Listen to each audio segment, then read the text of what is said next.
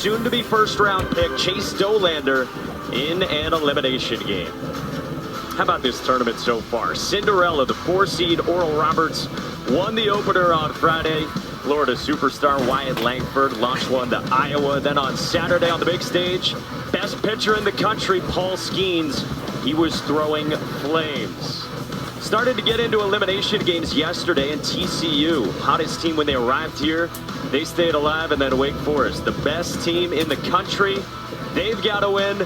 Florida in a thriller and a crazy one last night. So we're down to 17, 6 after this game here in bracket 1. Florida is in the driver's seat, and today we're in bracket 2. Later on, Wake Forest and LSU, the only teams to be number 1 at all this season. That's tonight. Good one here today as we say hello. Ben McDonald, Chris Burke, Mike Monaco with you. Danny Wexelman joins us shortly. And Berkey, the first 3 days here, is this as good as we've ever seen it? It has to be, right? We knew it was a loaded field. We knew we had superstars all over the place. We didn't know they would deliver quite like this. Wyatt Langford, the farthest home run in the history of the stadium. Paul Skeens, a performance for the ages, 46 pitches at 100+ miles an hour. And boys, we're just getting started. Yeah, and I tell you, as good as it's been, this one has the makings to be just as good or better than any of them. And I tell you, the starting pitchers have had their way for here in Omaha, but this matchup here could very well be the best starting pitching matchup we've had here at the College World Series. Chase Dolander, folks, it is an elite fastball, velocity-wise and spin-wise. SEC Pitcher of the Year last year, and I tell you what, 118 strikeouts. And how about Quinn Matthews, the Pac-12 Pitcher of the Year? All he did his last time out in an elimination game in the Super Regionals, 9 innings of work, 16 punch-outs, 156 innings pitching. His head coach, David Esker, said that might have been one of the best pitching performances in Stanford history, and that's a mouthful. That was nothing for you in your time. It was impressive. And then, meanwhile, those pitchers, Berkey, they're going to face a couple of homer-happy offense. Yeah, you know, that's been the story of the college baseball season, right? The long ball, the most we've ever seen. And these two teams represent that well. Tennessee, the second most home runs in program history. Of course, last year's team had the most. They also lean on the home run more than any team in the country. Almost half their offense comes from the long ball. And the Stanford Cardinal have a chance to be the best home run hitting team in the history of their program, highlighted by, for me, Tommy Troy, who's one of the best hitters here in the field. Can't wait for America to watch him play this afternoon. Yeah, he goes up against Chase Dolander in that big fastball that Ben told you about. And then Quinn Matthews on the other side. What's he got in the tank today?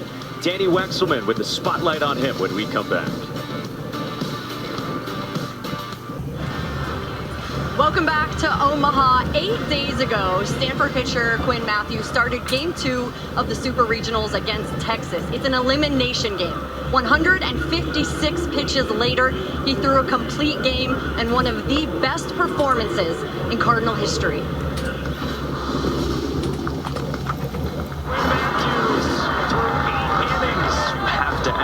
Is it the right thing? In the dugout, he was just making it known that he's going back out. Pitch count in a super regional, win or go home, that's not that big of a deal. And this is the reason he came back. 2-2 again. Bouncing ball left side.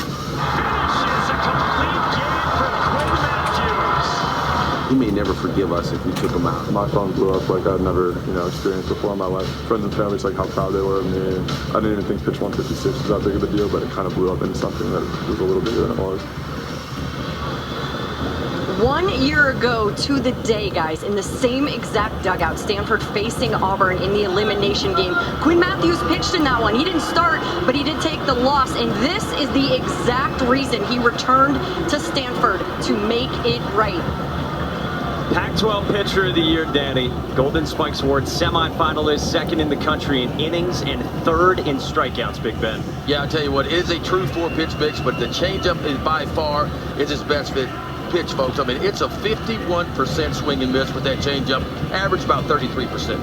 He goes up against this fall's batting order, brought to you by Capital One. For Tony Vitello, his group had to see Paul Skeens on Saturday, and no problem for Hunter Ensley. No, Hunter Ensley put on a show. A couple knocks against Skeens, a home run against Guidry that made that ball game late, close late. And he comes into this one red hot for an offense that really hasn't performed at that high of a level in the postseason. They're hoping to get it going, just hitting 231 as a club. A little beach ball to get us going before just another fantastic day of baseball here at the College World Series, with this one to start it out. And then Wake Forest LSU tonight. 88 degrees. Quinn Matthews looks off toward the third base dugout, as he always does at the start of an inning. First pitch swinging, Maui Ahuna turns it around into right center field. And it's a leadoff base hit and a bobble. And a recovery for Braden Montgomery. We chatted with Tony Vitello this morning after the 6-3 loss for Tennessee to LSU. They got within 5-3 in the 8th inning, but the word he kept coming back to was frustrating, because they were facing the best pitcher in the country, and they made it really interesting. They did. They were frustrated, but I don't think defeated, right? Because they hung in there. They made it close late, and at the end of the day, Tennessee's one of the few teams here that is actually built to play 4 days in a row. Like, they have the pitching staff that could sustain that. So there's a quiet confidence about them right now, even though they lost the first one, which statistically is not a great way to start. Here's Hunter Ensley now, the center fielder, redshirt sophomore from Huntington, Tennessee. And I think a lot of the frustration, too, was the fact that they'd seen Paul Skeens before, and they felt like they had a pretty good game plan against him, and he kind of flipped the script on him a little bit and started to do some things a little bit differently than what he's done all year long, and I think that can frustrate you as well. 0-1, and Ensley takes a strike. Tony Vitello said to us this morning that he had actually put on the scouting report going into that, disregard the changeup. And then Paul Skeens came out and threw it 16% of the time, which he normally throws it, about 5% of the time, so almost tripled his usage. As if he needed another good pitch. 0-2. That's a changeup down and away. He talked about emptying the tank and what Quinn Matthews has left. Ben, you were talking with him this week. He said, I was on E, but not empty. It's when that gas light comes on. He said it was blinking. He said I had about another 15 miles left in me. That meant 15 more pitches, but he got it done. Ensley the opposite way at Montgomery for the first down. But look, he's been a horse. I mean, you go back and look, in every one of his starts this year, all 17 of them, he's going over 100 innings pitched in all but 3 of them. So 100 pitches. Yeah, over 100. And so he's a horse. He's a guy that, was a starter 2 years ago, more of a reliever last year. But David Esker told us, he said, we wanted to build him up a little bit. He had to prove to me that he could go deeper in ball games, and he's done that, obviously, this year. Now he gets Jared Dickey, left fielder in the 3 spot for Tennessee. All-SEC choice and the best overall hitter. And he takes strike 1. And we saw that 336 pitches in the NCAA tournament in a span of 10 days for Quinn Matthews, who went twice in regionals, the CG and Supers, and now does get plenty of rest, even an extra day, before taking the mound in the second game for Stanford here in Omaha. Dickey squares and drops it down foul, 0-2. Yeah, I mean, Matthews has been a horse. 3 earned runs or less in 13 of his 18 appearances. 10 quality starts. Of course, 6 innings, at least 3 earned runs or less of work. And he's done that, 10 quality starts out of 17 starts. So he's been a real horse. Turned down the draft last year, wanted to come back, wanted that senior year experience. But for me, he's still going to get a chance to play pro ball. And I would not be shocked at all. At 6'5", as he feels out a little bit, he's a big leaguer. He's ahead 0-2 on Dickey and delivers. Oh, no chase. Did he go? And Kylie McDaniel's got him as a top 5 round pick as of right now, after Matthews got drafted in the 19th round by the Rays last year. And he told us the Rays actually came very close to meeting his number over multiple days, sweetening their deal, but he decided to come back. This is pulled, and a fair ball down the right field line for Jared Dickey. Maui Ahuna goes first to third, and the balls are cooking off Quinn Matthews here in the first. Well, one thing you see with Jared Dickey, it's elite bat-to-ball skills. He can handle pitches in all parts of the strike zone, and boy, does he put that on display right here. A 2-strike fastball up and in, and he gets the barrel to a pitch that you think you're probably looking slider here, Big Ben, and a 4-seamer up and in. He's still able to contract that lead arm, get the barrel of the bat to the back of the baseball, and a rocket down the right field line. And this is just the start Tennessee's offense needs. Yeah, I'm surprised he gets that ball that easily with 2 strikes, right? And because Quinn Matthews, his slider and his changeup are his best pitches, and that tells me with a swing like that, either you recognize something really quickly or you just eliminated the off-speed pitches. And to do it left on left as well. Now to the cleanup spot for the DH, Griffin Merritt, 5th-year senior, who goes up to the cleanup spot. It's a shuffled lineup for Tony Vitello in this one. He told us earlier today that they saw 3 lefty starters in the regional, so they're going back to that lineup. And It's kind of how the year's gone, just trying to find something different that'll work. 2-0. So this is a perfect situation for a veteran hitter, right? This is Griffin Mayer, what do they call him? Uncle Griff or whatever they call it. He's the elder statesman of the group. A 2-0 count, you can't try to do too much. Use the middle of the field, get the ball in the air, and get that first run on the board. This is line to right, and tails foul. Right here is a big-time change-up count for Quinn Matthews, right? It's 2-1. You're going to try to use the hitter's aggressiveness against him. This is where he's going to turn over that change-up Big Ben and try to get a 6-4-3 and run off the field. And this is big for Tennessee. I mean, we know they score a lot of their runs via the home run, but you don't need a base hit to score a run, especially with Chase Dolander out there. This will make Chase Dolander even settle down a little bit more if he takes the mound for the first time with the lead. Runners at the corners, the 2-1. It was a change, but left up and out by Matthews. Changeup was working so well for Quinn Matthews. And David Esker in that super regional start. 3-1 to Merritt. And a full count. Veteran pitcher, Ben. Not afraid to walk him. Like, not afraid to walk him with the base. That's a back foot slider on a 3-1 count. He's just not going to give in. He's just one of those veteran guys that's been around. Quinn Matthews' career, over 300 innings pitched in college. That's a big number. That's a veteran guy that knows how to bend it a little bit, but not break. And now a 3-2. Merritt skies this one to left. Alberto Rios creeps in. Ahuna readies, and Rios unleashes one to the plate. It's perfect. Hitting over.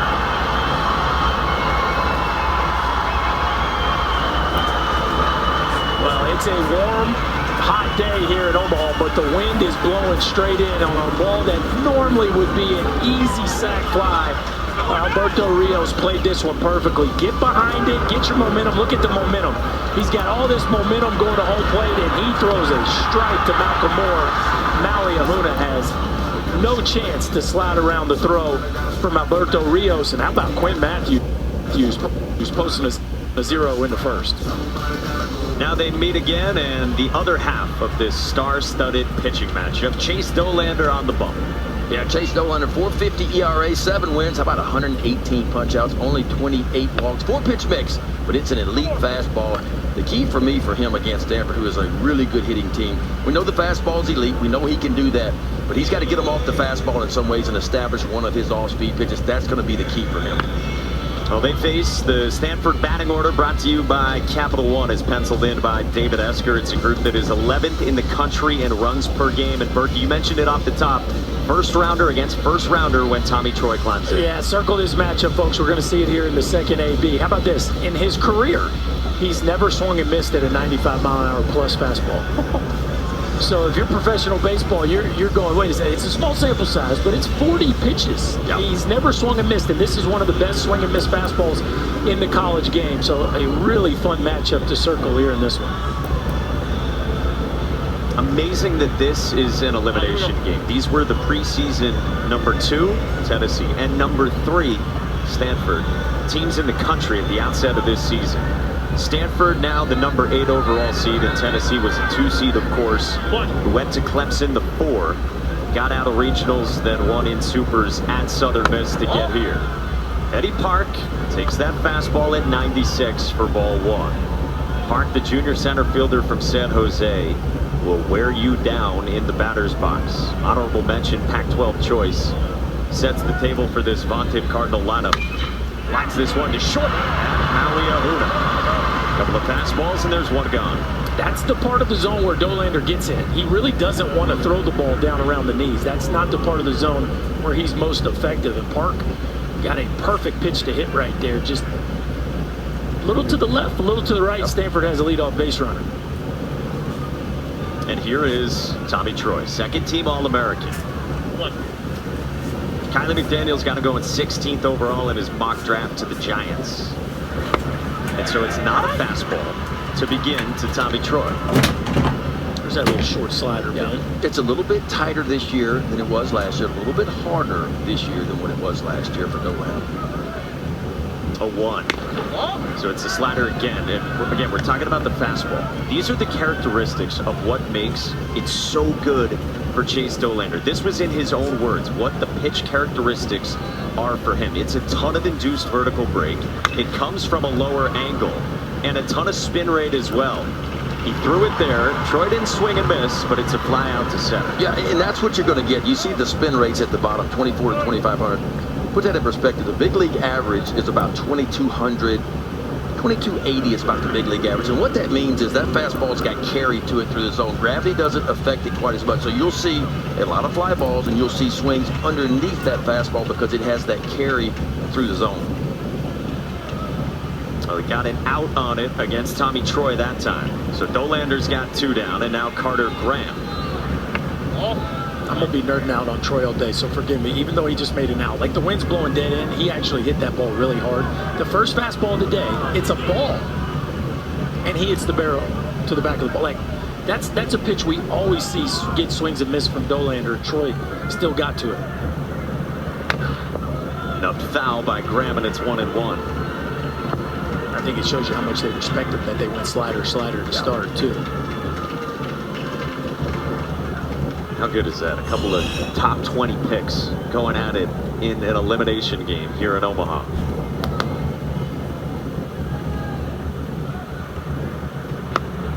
That's a heater for a strike at 96.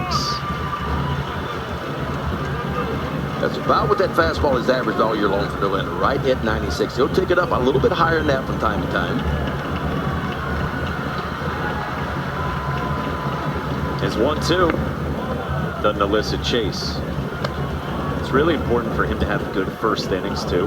He's been roughed up at times this year in the first inning of outings.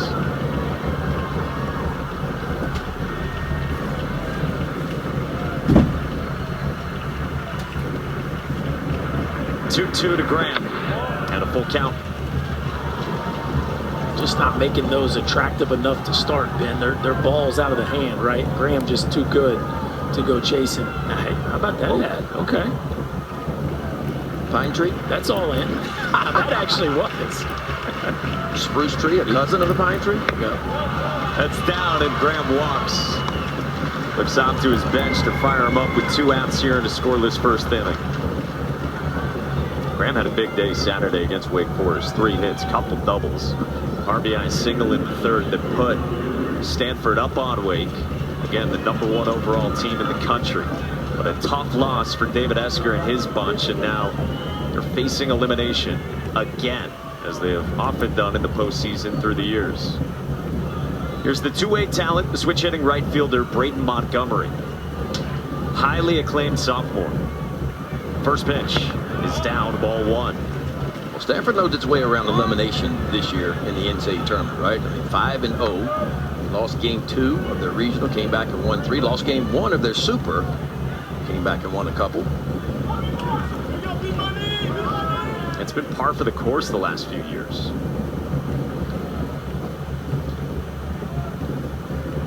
The 1-0. Montgomery to the backside on a line drive, and that's a base hit. Couple of base runners on both sides in the respective first innings here in Omaha.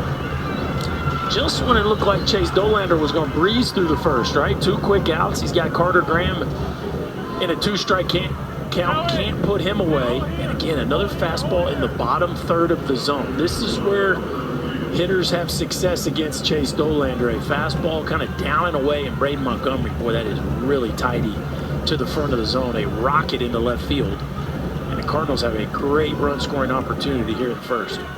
With Graham at second and Montgomery at first for the Pac-12 Player of the Year and the first-team All-American Alberto Rios. Takes a slider away.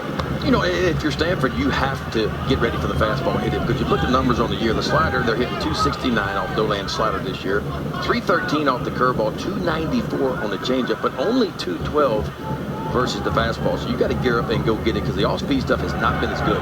Runners go. The pitch, a ball. The throw. Second goes into center.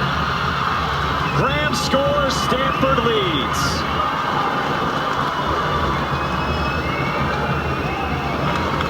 How about that?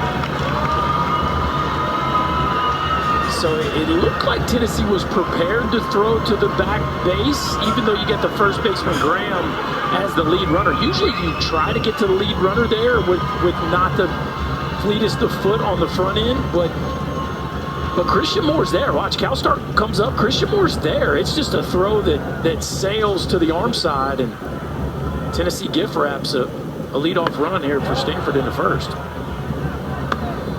And now the fastball leaks to make it 3-0 after the error on the defensive-minded Cal Stark.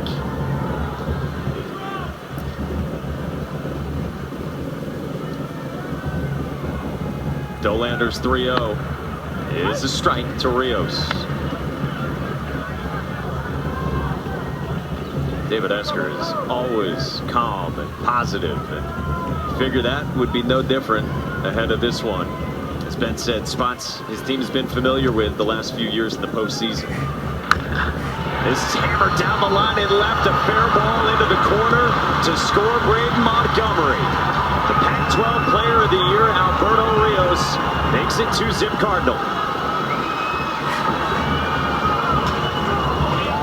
Yeah, and this looked like a changeup to me, a right-on-right changeup, 90 miles an hour, right at 108 off the bat. Alberto Rios, guy that has waited his turn. Oh, it's a little slider, but look at that slider, just backs up, just spinning right in the heart of the plate.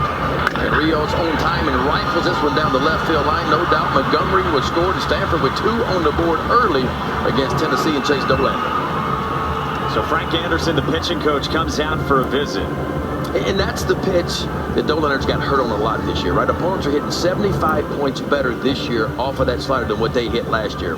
And Ben, you always talk about this, the first inning for a pitcher. I'm telling you, the first innings are the most difficult. And you know, we've all done it 100 times. I mean, you leave the bullpen, you think you got this working for you, and all of a sudden, you step on that game mound, you're facing the other team's best hitters right away. You get that adrenaline flow that you cannot create in that bullpen. It is a total different adrenaline flow, and all of a sudden, you're trying to feel your way through that first inning and just trying to navigate through it till you figure out what's working for you. And Berkey, you hit it. The fastball's down where it doesn't need to be. He needs to pitch the top part of the zone, and we talked about him establishing some type of off-speed pitch to be good. And he was 1 strike away. He was 1 strike away from trotting off this mound with just a whole hum 1, 2, 3. And boy, Stanford has just responded. At a full count on the 3-hitter Carter Grant with 2 outs and no one on. And now Malcolm Moore, freshman catcher from Sacramento, who is the Pac-12 Freshman of the Year. And Berkey, you said we're going to be nerding out on a lot of guys today. Let's do it on this guy and his stance and setup. Yeah, this is about as unique as you will see in modern day baseball. Most guys are pretty cookie cutter these days. Like, my man is wide open. His hands are at his belt buckle. He's got, I don't know what you call what he's doing with his front foot. It's like a toe tap times 10. Watch his lead foot here as he gets ready. So he's wide open, hands are super low. Watch his front foot. 1, 2, 3, 4, 5, 6. I mean, super tappy. That's a good little changeup right there by Dolander. But here's the deal: he rakes. And that's always a good thing. And so Dave Esker, they just left him alone. Like, every once in a while, he gets a little in between on getting ready to get his foot down. But man, this is an interesting move. 1-2 pitch, and Moore flies it to shallow left. For Jared Dickey to end the inning. Dolander was 1 strike away from no damage. Now Quinn Matthews goes back to work with 2 runs for his Cardinal after 1 at Omaha. Yeah, my glove is unique in the sense of it's purple, pink, and blue. So it's a little different. There's some nicknames for it. You know, the first one was Dora. Someone called it Barney today. So I don't know, just being a little different, I guess. I had a black glove, and then another black glove, and then another black glove. So I decided, and before that I had a black glove in high school. So I was like, why not do something different? You know, I'm a senior. He's not going to yell at me for doing something out of the ordinary anymore. Unfortunately, we're past that point in the relationship. Yeah, he has that purple and pink glove. It's hard to miss it for Quinn Matthews. Throws the rubber here in the second against Christian Moore and gets a pop-up on a 1-0. Out into short center for Timo Becerra. Guys, the glove obviously is really fun, right? He also usually wears a strand of pearls around his neck. He got that from his host family when he played in the Cape.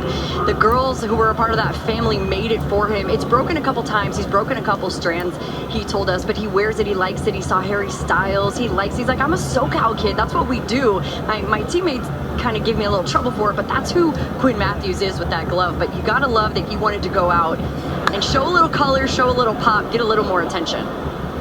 I got to say, pearls is the first for me. I mean, there's a lot of bling going on. I mean, Tommy White, you know, he got a lot going on. A lot. But you don't see pearls a whole lot. Kind of different. But this dude's a little bit different. Yeah, that's of course, right. it starts being left-handed. Blake Burke on the ground, sharply passed. Timo Becerra into left center, so it's a one-out single for the Tennessee first baseman with a ton of power here in the second. You big Harry Styles guy, Ben? Yourself? No. EDM music? I No. guess that's redundant, but Just not Morgan Wallen or Garth Brooks or George Strait. Kind of where I'm hanging these days. Kind of where I've always been. when you asked Quinn Matthews, what about Morgan Wallen? That was I was impressed, though. He knew who Morgan Wallen was, and he said his family does listen to some country music, but he said it's not on his playlist. He's like the perfect mix of left-handed pitcher, surf, like SoCal surfer dude, and That's like what warrior. I mean, he talked. I love it. I mean, I'm going back and dating myself. Remember Fast Times at Ridgemont High? Yeah. Spicoli. He kind of talks a little bit like Spicoli, but I enjoyed visiting with him, man. He brought his purple glove. You know, we got to look at it. you said you could try it on if you wanted. Yeah, I didn't want to put my hand in it, but I did pick it up and look at it. This is Zane Denton, switch hitting third baseman, who's down in the 7th spot, and he pulls one on a line to left. And a couple of hits with one out for Tennessee. Now they got 4 knocks off Quinn Matthews. All right, guys, I have one more thing for you on Quinn Matthews. I want to show you this picture. Earlier this week, we were talking about spirit animals yesterday, Ben, and you didn't know what a spirit animal was. For Quinn Matthews, his spirit animal, it's a giraffe. How about that? Can you even believe it? Earlier this week, they picked their spirit animals, and his is a giraffe, Ben. Come on. Well, I like the giraffe. He's very long-necked. Yeah, I mean, that's a nice drawing. I'm just not into spirit animals. Yours is a flat-footed duck. Remember? No, that's what you said my spirit animal was. I'm just calling it like I see it, my friends. Oh, the giraffe, Quinn Matthews. In some trouble here, guys, in the second. This is Christian Scott now, 8-spot right fielder. The veteran takes ball 1. And you think about Tennessee. Boy, this could be a lot different for him right now. How the top of the first went, and then the bottom of the first with the 2 strikes on the ground. First and third, 1 out. Tennessee gets nothing. There's 2 outs and nobody on. And Stanford gets 2. But Tennessee answers right back here with another great chance. Good breaking ball. There's one of those sliders, Ben. Yeah, and he's going to need it too, and he's going to use his fastball inside as much as he can to be able to get to his changeup. So he wants to speed the bats up a little bit to get to his fastball. And it's a pretty good fastball. I mean, it's going to be 89 to 94, so it's plenty good enough. If you sit changeup or all speed, he can get the heater by you. Misses with 93, and he wanted it. Yeah, Brandon Cooper behind the plate today, one of the best umpires in the Southeastern Conference all year long. And what we know about that league this year, the strike zone was small. Brandon Cooper, I would be shocked if Quinn Matthews gets off the edge today in this one. 2-1. Good breaking ball again. Just not going to give in. Not going to do it. It's been a really nice year for Christian Scott. More hits this year than he had in his first 4 years in Knoxville combined. 2-2. Breaking ball again. First strikeout for Quinn Matthews. Big time here. First and second, only 1 out. Got behind the count 2-1. Fished a breaking ball in there to get back to 2-2. And throws another one right behind it, and I mean perfectly executed to the outside part of the play. Can't do it a whole lot better than that right there.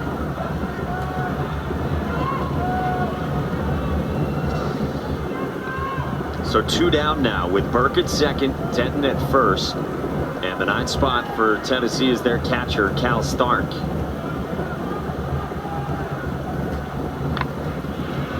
And sticking with that slider. Stark in his first year with the Vols after the last couple of years at a pair of different junior colleges, Navarro and then Weatherford. Tony Vitello said to us he's been a great game manager. Knoxville native.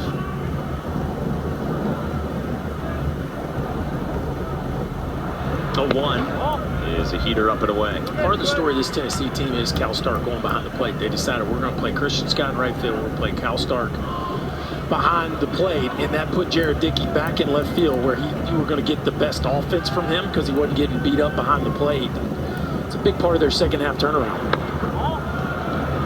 For a team that, again, was preseason number 2, but started 5-10 in the SEC. Well documented by now how this team got hot. And after everything that came with being number 1 last year, eventually came together, found their identity this year, and made it to Omaha for the second time in 3 years. Now it's 3-1 on Stark.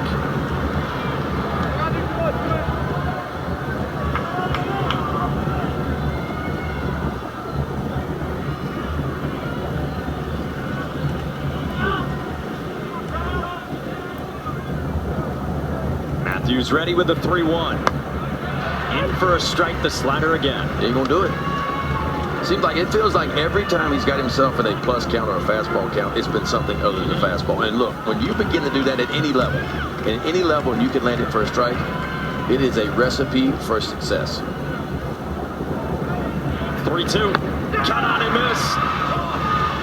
There's the fastball from Quinn Matthews. He fans 2 and leaves 2 in this second. Yeah, Quinn Matthews first and second, only 1 out, not a problem for him. Punches out Christian Scott, and after a 3-1 breaking ball, rears back and grabs 93 miles an hour and just plants it right down the heart of the plate to get the Cardinal off the field. Stanford up 2-0 as we go to the bottom of the second inning. Great day at Old Market in Omaha, Nebraska. On this Monday, day 4 at the Men's College World Series. Not a cloud in the sky from high atop Charles Schwab Field as we go to the bottom of the second. Chase Dolander back to work against 7, 8, and 9 for Stanford, starting with the power-hitting second baseman Drew Bowser. For a Stanford team that got to work offensively early after putting up just the 2 runs against Wake on Saturday. That's the one right there. That's where he's got to be. That's the pitch. Bowser comes unglued, but that's the one that's just hard to get to because of that induced vertical break at the top of the zone. Chase Dolander's 1-1. Stays up, grabs the corner. And it's a low release point, too. So 2 of my favorite to watch at the big league level. Spencer Strider. Shorter guy, 6 foot. But it's a low release point, and he can really push it and shove it up there so it kind of stays on plane. The other one, yeah, and that's 3 in a row, right to the top, too. And that's what Dolander can do to you. Because the command's good enough. Only 28 walks in 86 innings coming in. So he gets his first 2 strikes right at the top of the zone, and then he goes just above that. So after showing you a couple jumps at the top, he goes a little bit above that. That's what we call climbing the ladder. Berkey, you asked him the other day, does he throw a 2-seamer too? Because that one, it just takes off running up and in too. It just shoots. When he really spins it, that thing sometimes almost looks like it's rising. And the other one is Shane McClanahan with the Rays, another 6-foot pitcher, but it's a low release point, really good spin like Dolander. He just shoves it up too and pitches right to the top of the zone. He's got the heater here early on in the second, and Owen Cobb floats one foul. DH back into the lineup in the 8th spot for Stanford, getting back in there for the first time in a couple of weeks. Everybody likes those big, tall pitchers, you know, the thick ones. But what we're seeing in the Days game the last 4 or 5 years really is those low release point guys that have extension out towards home plate. The average big league pitcher is 6'3". And the average big league pitcher that's won the Cy Young Award the last 20 years is 6'4". But there are some smaller pitchers in our game that are really excelling because of the analytics now. And that's what's coming at you. This, by the way, from our umpire cam. Check out our Umpcast if you want more over on ESPN+. I'm not saying Chase Dolander's small. I mean, he's 6'2", but a little bit below big league average, right? One.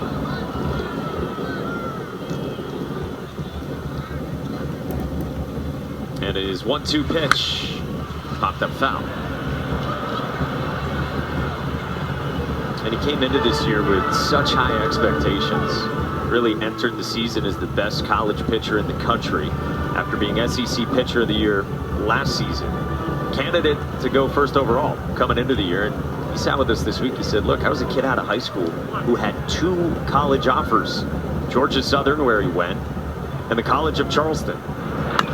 In on the hands, and Cobb lifts this to left. Jared Dickey. 2 quick ones for Chase Dolander in the second. Yeah, you go back and look what Dolander did last year. 10-0 with a 2.39 ERA. Only walked 13, punched out 108. Of course, he was expected when the season began to be the first college pitcher off the draft board. But sometimes when it's your draft year, man, you just put a little bit extra pressure on yourself. You think, I got to do more. I got to do more, right? And sometimes that more can backfire on you a little bit. And you're wearing that bullseye on your back. No doubt. Everybody wants a piece of you. And it's difficult to go do that and answer the bell every time. Down to the 9th spot, the Stanford shortstop Timo Becerra on a very good slider that got the swing and miss. But for me, for Chase Dolander, his last start, Berkey, we talked about him.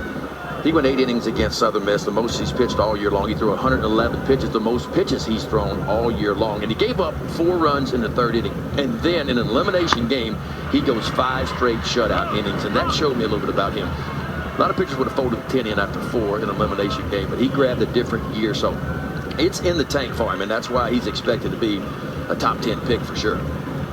He told us, I knew if I could just get through that 1 inning, I'd be completely fine. And he was.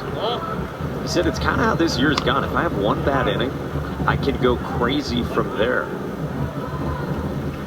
It just takes mound experience. It takes time to figure out how to minimize damage. And then if you do give up damage, a way to kind of flush it and focus on what's ahead of you and put it behind you. It's very difficult to do.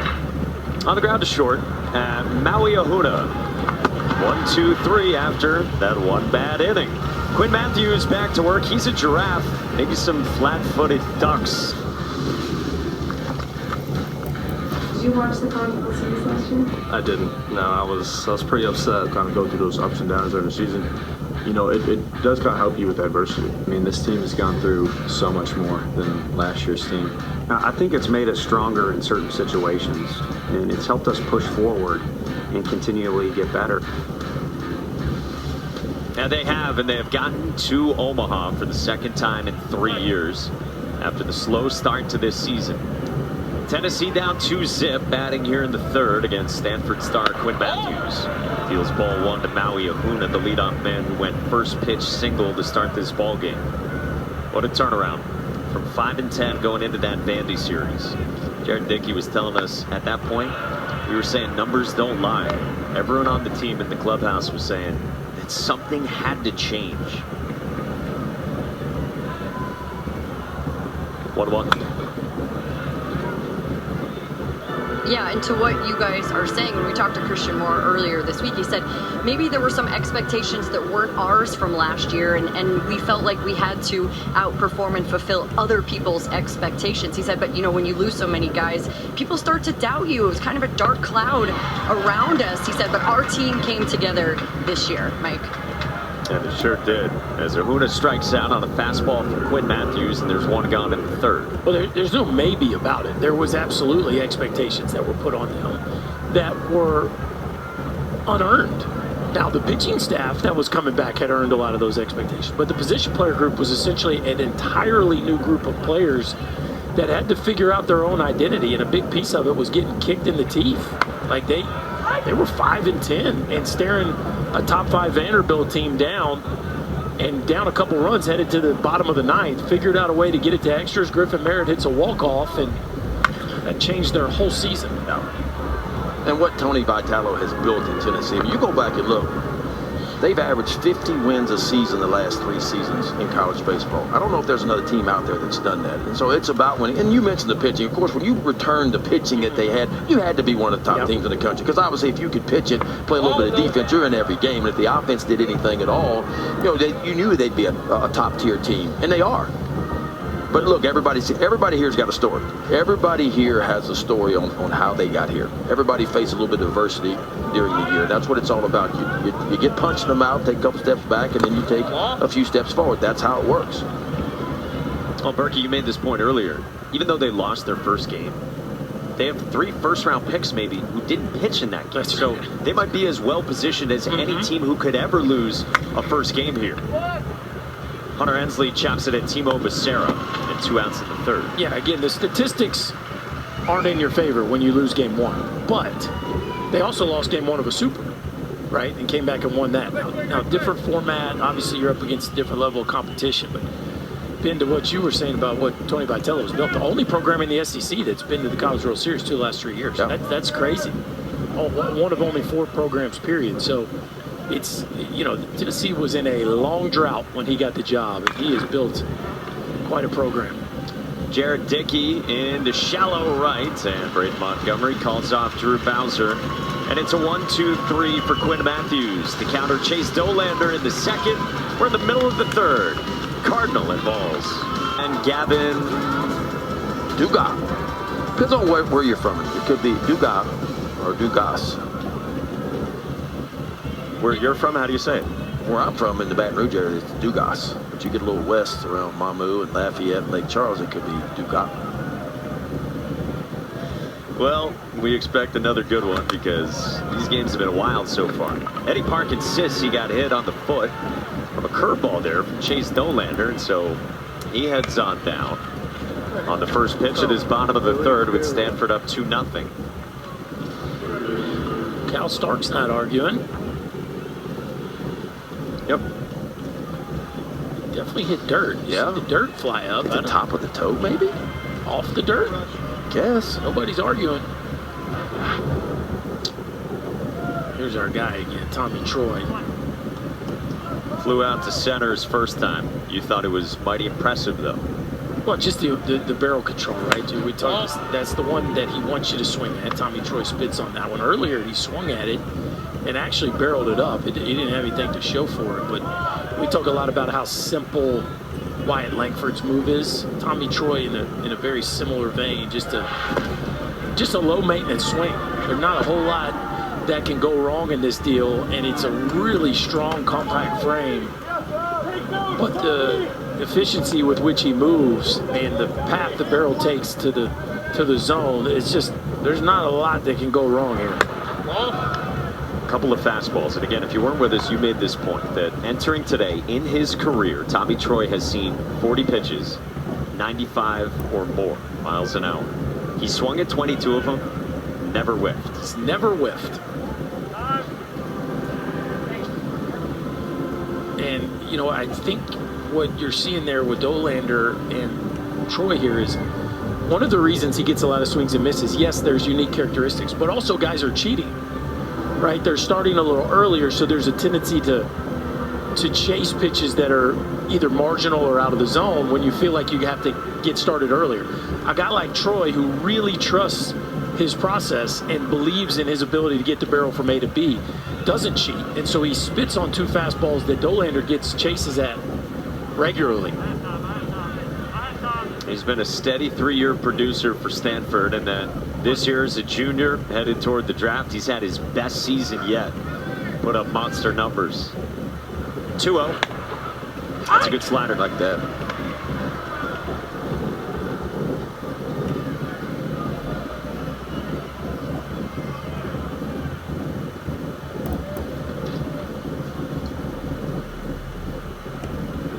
Chase Dolander's 2-1. That's down, and Troy offered at it, according to Jeff Head. Good change there. He hadn't thrown many, Ben, but the ones he has have been very good. I think he's still trying to figure out what's working. Well, that was a good slider to get back in the count, and an outstanding changeup to even it up. Now maybe you see the fastball back up to the top. One of my favorite sequences is pitching, right? It's slow, slow, fast. Why slow 2 times? Because I think it slows the bat down a couple of times. The timing gets off a little bit when you have the kind of fastball Dolander has. You might better sneak the fastball by. Slider instead with Eddie Park on the move.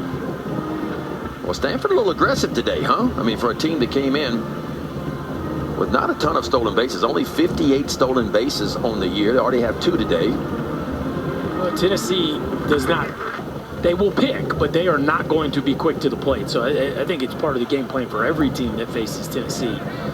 is to steal bases, right? Tennessee will do that. They will pick, they will vary their looks. But once they go, they are going to be deliberate to the plate. It puts a lot of pressure on Cal Stark. We saw him throw one into center field earlier that allowed Stanford to score their first run. Flip side of it is that Stanford has run into a lot of outs and almost run into even more throughout this NCAA tournament, to the point that David Esker was teasing his coaches the other day that maybe we need to work more on our base running than our hitting next year. So there's 3 in a row. Now this is where you steal. Yeah, Eddie Park wants to go. On that second pickoff, he was leaning hard towards second base. You get 3 in a row. Almost never does a guy pick 4 times in a row. Now the old almost never has gotten a lot of guys picked off. But I'm going to tell you right now, Chase Dolander's pitching here. And if I was Eddie Park, I'd be getting into my lane. He leans, he leaves, and a ball. And he swipes second without a throw as Cal Stark lost it on the transfer. That almost looked like a pitch out, didn't it? It did. I mean, watch Stark. Stark for Tennessee, the catcher. He's standing up early and coming out of there. You don't usually see a 2-2 pitch out, but it almost acted as one. Looked like to me Stark got out of there a little bit early.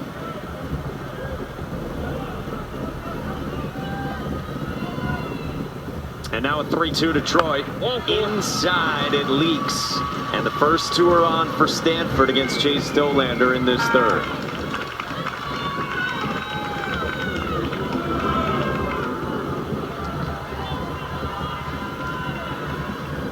Well, it brings up Carter Grant. First team Pac-12 first baseman from Los Angeles. And we told you had the 3 hits Saturday against Wake Forest. Came back to walk from down 1-2 in the count back in the first inning here today. He's 5 for his last 9, going back to Game 3 of the Super Regional against Texas. First pitch on the ground, foul. The Tennessee relievers are huddling around the stairwell. It's about that time. There's way too many talented arms in that Tennessee dugout to allow Chase Dolander to get things too far behind here, right? I mean, as much as you trust him and as much as he was able to bounce back in the Super Regional, you're facing Quinn Matthews, and this is a tough decision here for Tony Vitello and Frank Anderson. How much slack do you give Dolander? And you're facing elimination as well. Correct. So yeah. You got to go.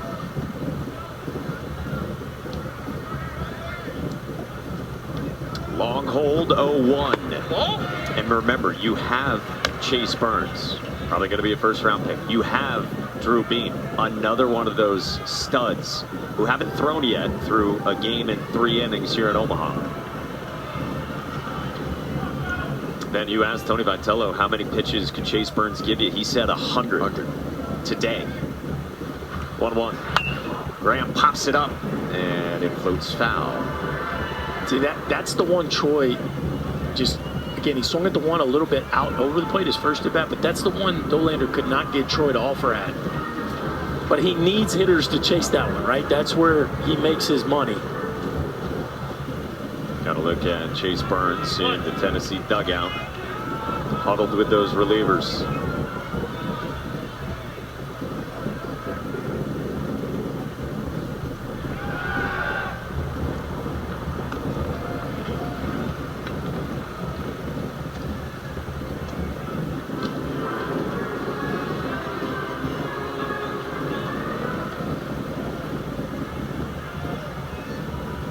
Two runs in the first for Stanford. Chase Dolander countered with a 1-2-3 seconds. Now the first 2 have reached in the third. 1-2. Curls outside. I'll tell you, Dolander's using that pitch clock. Like, he's getting it down to 1 or 2 seconds almost every pitch. The pace has really slowed here in the third for Dolander. If you're new to college baseball, we pop it up on the screen right around 12 seconds, right next to the pitch total.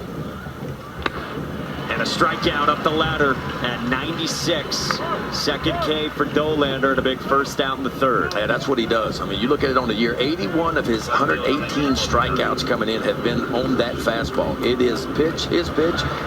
Elite if he can get it right up towards the top. There's a great look at it. Low release point. It just shoves it, and it just stays on plane all the way through. as you saw Chase Burns and company head down to the bullpen for the balls. So one gone now to the cleanup spot. And Braden Montgomery lined a single, 104 off his bat to left his first time. First pitch, backdoor breaking ball for a strike. Now that was one that was probably a touch off right there. You see Braden Montgomery asking Brandon Cooper, is that the edge? But a nice backdoor breaking ball there. We haven't seen a ton of that from Dollander in this one. Facing the second team All-American Montgomery. The 0-1 on the ground, up the middle, past the dive of Christian Moore and into center. Eddie Parks scores, and it's 3-0 Stanford in the third.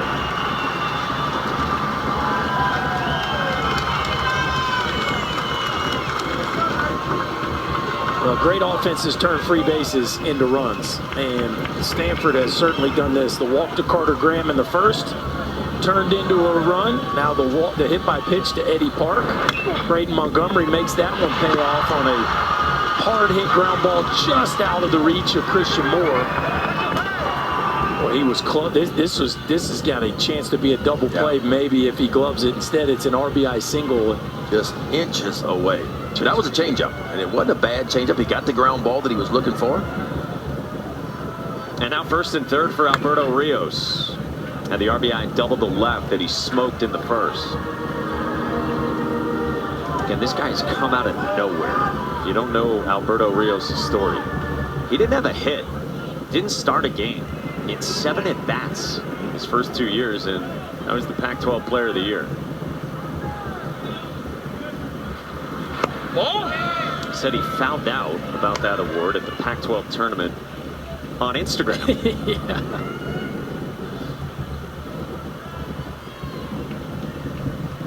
David Esker then shared it with the team, and they had a lot of awards, but they saved Rios's for last because it's that good of a story. A guy who didn't even come in as a left fielder. He didn't come in as a catcher either. That's where he had been before moving to left this year. He's pushing and calling David Esker, asking for chances to be a pinch hitter last year. Got some of those, but didn't have his breakout until he found a home in left early on this season. Never even thought about transferring, he said. No. He said, no, this is the place for me. There's just too many things I love about Stanford to even think about making a move. They're glad he stayed. Yeah, and he is too. I mean, this is where he wanted to be from the beginning. Still something to be said about waiting your turn, right? Waiting your turn, working while you're waiting. He certainly did all those things. Dollander's 1-1 to him, up and away. Yeah, and to that point, Ben, you know, those 2 seasons, he didn't travel the first one. Last year he traveled and he didn't play. And I asked him, I said, what did you learn? And he said, well, watching taught me how to win. It taught me leadership. It taught me patience, guys. 2-1. And Rios lifts it to center. Hunter Ensley. Troy tags. Ensley's throw is cut. Sack fly makes it 4-0.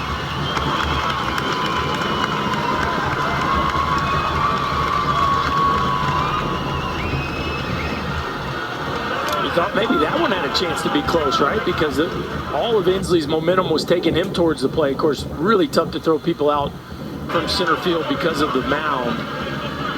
But it didn't look like Ensley got his best throw off there. And boy, Stanford with a 4 spot here with Quinn Matthews on the mound. This feels a little bit like Tennessee's last game 2 in the Super, where Tanner Hall had a 4-0 lead with Chase Dollander on the mound.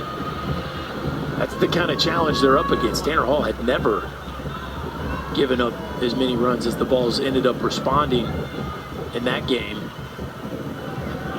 Malcolm Moore dribbles the first one back at Dollander with Montgomery on the move, and the inning is over. So similar to the Super Regionals for Chase Dollander in Tennessee, Stanford up 4-0 in this elimination game.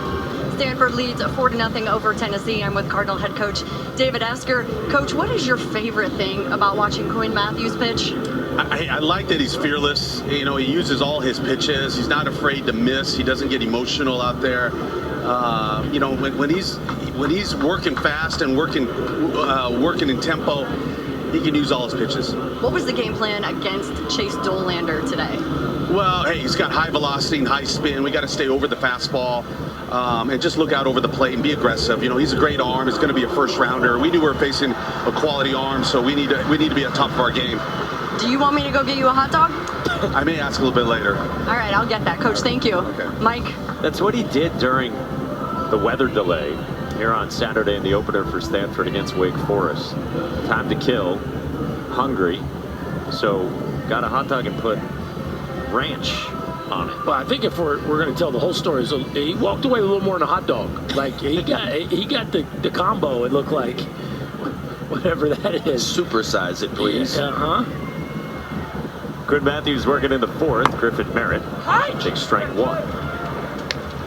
We asked him what sort of feedback we heard. We meant from people. There we go. There's there the it is. full entree. A little more than a hot dog there. Yeah. That's what you call a double handful.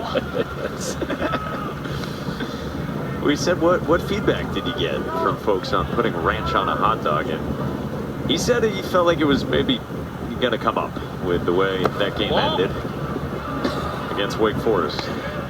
It sounded better than it went down. Went to his director in the dugout, said, I wish I didn't have that hot dog.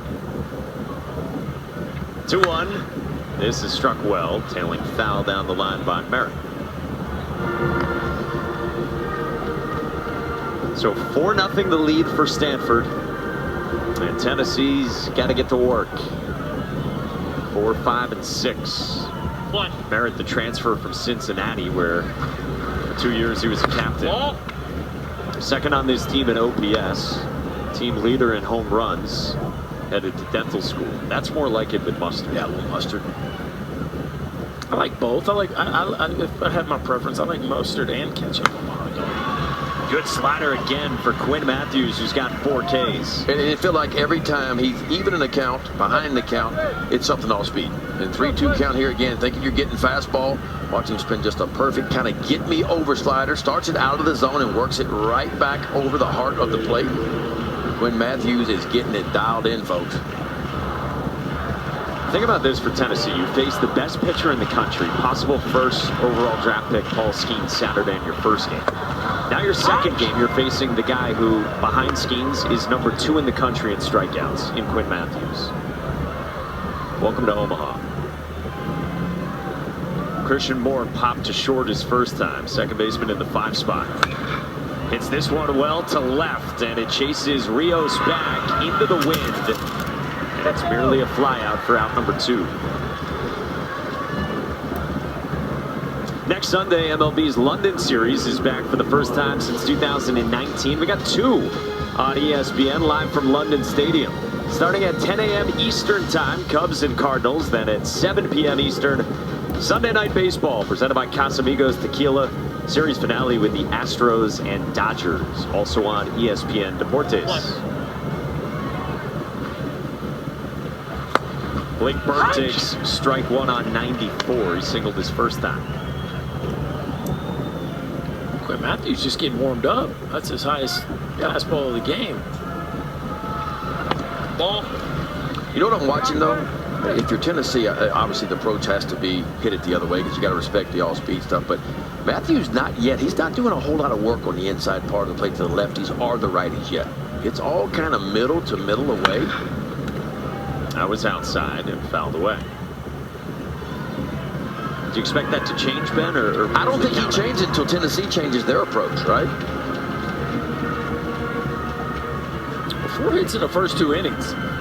You know, Tennessee did some good work early, just couldn't come up with a big hit, right? And how many times we've seen it where you don't get a pitcher early, especially an ace, and then they settle in.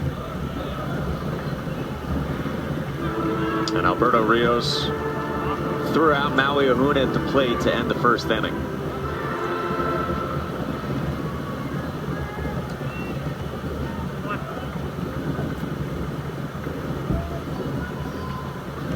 One, 2.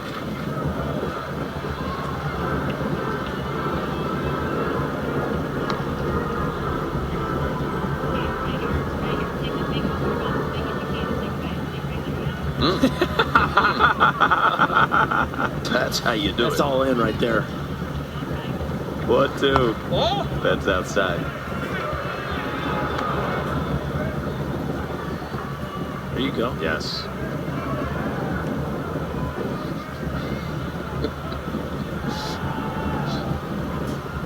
Still got a decent amount left.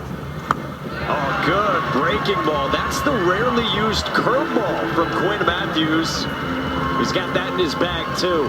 Well, he's got them all working right now, and he's retired 8 in a row. We welcome you back to Omaha, Nebraska.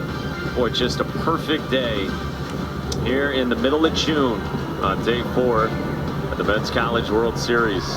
Ben McDonald, Chris Burke, Mike Monaco upstairs, Danny Wexelman down at field level. Our entire crew behind the scenes. This game produced by Bill Palladino and directed by Jeff Evers. Cut and a miss from Drew Bowser to start out against Chase Dolander, who is still out there. 56 pitches as the ball's got the bullpen working over the course of the last 15 minutes or so. Doubled up. Oh, that's a changeup. Slider changeup to start this AB. 90-mile-an-hour changeup. It's right around where he is with the slider, too. His 0-2. Fastball up the ladder, and Bowser gets to it. And a 2-strike leadoff single to begin the bottom of the 4th. Well, you guys talked about the similarities to the last start for Chase Dolander when he ended up getting out there to begin the 9th inning for Tennessee. Yeah, you know, very similar. Actually, more hits allowed to this point. And they might go right to Chase Burns here. Looks like it.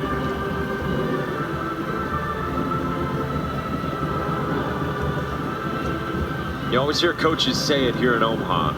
Yeah, you got to piece it together in terms of the pitching, but to even get to another game, you've got to win this game. So yes, your likely top 10 overall draft pick is coming out here in the 4th with nobody out at 58 pitches. But the deficit is 4 already for Tennessee. And Chase Burns is an uber talent who was up to 102 the last time he was on the mound. Elimination game between 2 of the top 3 teams in the country entering this year. Stanford leads, Dolander departs.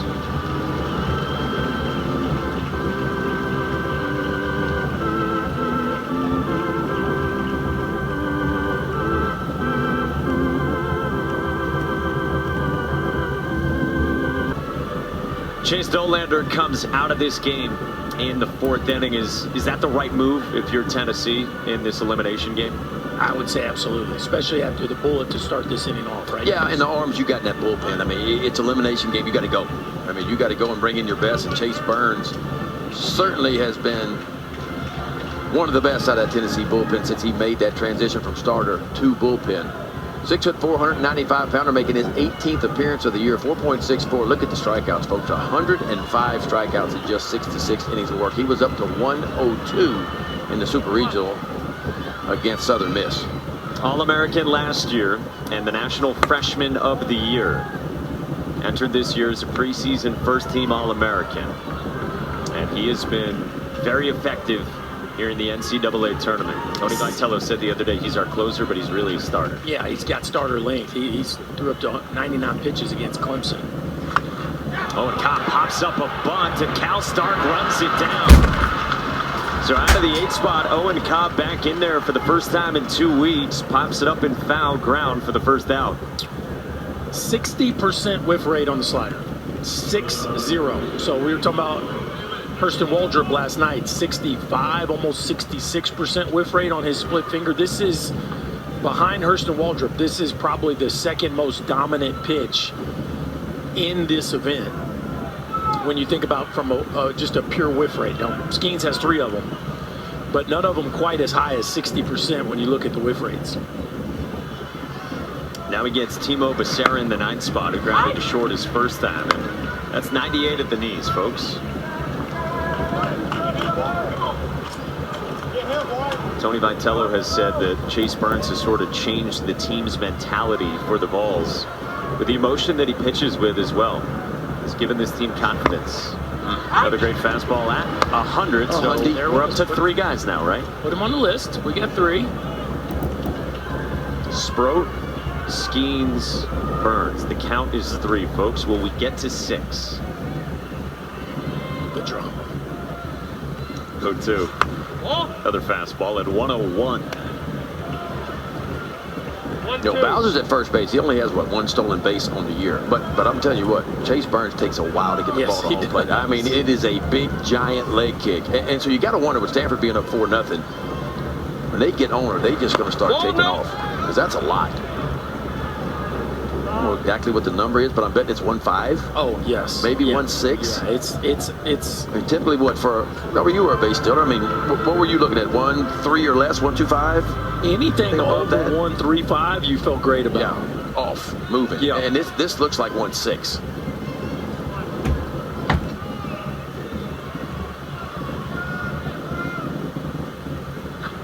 They bluff. And strike 3 called. 99 on the edge. 2 down. The runner might have bluffed, but there ain't no bluff to this fastball. This is high knees. I mean, what we got going on here? We're doing like calisthenics over at first base. I think Drew Bowser took that sign a little too much to the max. Like our friend Danny getting ready for a track race a few years ago. What was that? But there wasn't no joke to that fastball. 99 right on the inside part. Ben, I can't even believe that you would do that to me. Why are you doing me dirty like that? Well, I mean, you used to go high knees You to were a get track loose, star. I right? bet you used to do that. Maybe to warm up. Yeah, that's it. Not for the race, boys. Come on. Let me say this. If anyone out there who's in Omaha had been out in the parking lot outside our hotel this morning at what, like 7 a.m., you would have found 6'7" Ben McDonald stretching. I was waiting. I was waiting on Danny. She's a no-show. Eddie Park lines it to center at Hunter Ensley. Chase Burns into the ball game, and he might be around for a while. Ben, break it down for us. Tennessee trails by 4 to Stanford. I'm with Volunteers head coach Tony Vitello. Coach, Chase Burns, what do you need from him in this game? To be who he is. I mean, he's one of the best pitchers on the planet, to be honest with you. So he's been great at the back end of games, but this game being an elimination game calls for him to enter a little bit earlier. Doe's been our guy as well, just obviously didn't have it. They were on him a little bit today, so we'll go to him, and he'll go as long as he can. He's told me before when he's coming in or when he's going to exit and how long he's going to stay in, so we'll trust his thought. And against Quinn Matthews, what are you seeing from your guys in the box? You know, came out of the gates with a really good approach, just deflated the guys a little bit. We didn't get a run in the first inning, and it's hard to manage emotions on this stage, but you got to reset and get back to what was working for you. This is a guy that plays off of frustration. Coach, thank you. Thank you, appreciate it. Guys. Well, that's a good start, Danny. Zane Denton with a leadoff single, his second hit of the ball game, down out of the 7th spot where he moved down to earlier today. And that's how the balls begin the 5th. I think that's really well said. He plays off of frustration, right? Trying harder, trying to do more against a guy like Quinn Matthews can get you in trouble. All you can do is take what he gives you. Nice job there by Zane Denton, starting this inning off with a bullet right back up the box. Now Christian Scott struck out on a slider his first time. Yeah, the way that Tony Vitello put it to us this morning, comparing it to Paul Skeens, he said, it's got to be more like you're having a cup of coffee in the box instead of being amped up for 100. And Tony said, if you're all geeked up thinking, hey, this is the end of the season, if we don't win, Quinn Matthews will chew you up. He will carve you up, and that's what he'll do. Because he'll feed off your aggression. I mean, how many times today has he been in plus counts or hitters counts and he's been able to fish either that breaking ball or that changeup in there to get back in the count or even finish guys?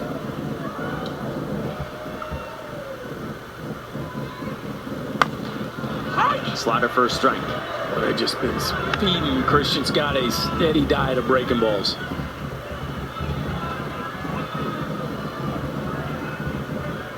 Probably going to get the sweeper here. That was the kind of throw it in there for a strike. This one probably going to have a little more lateral break to it.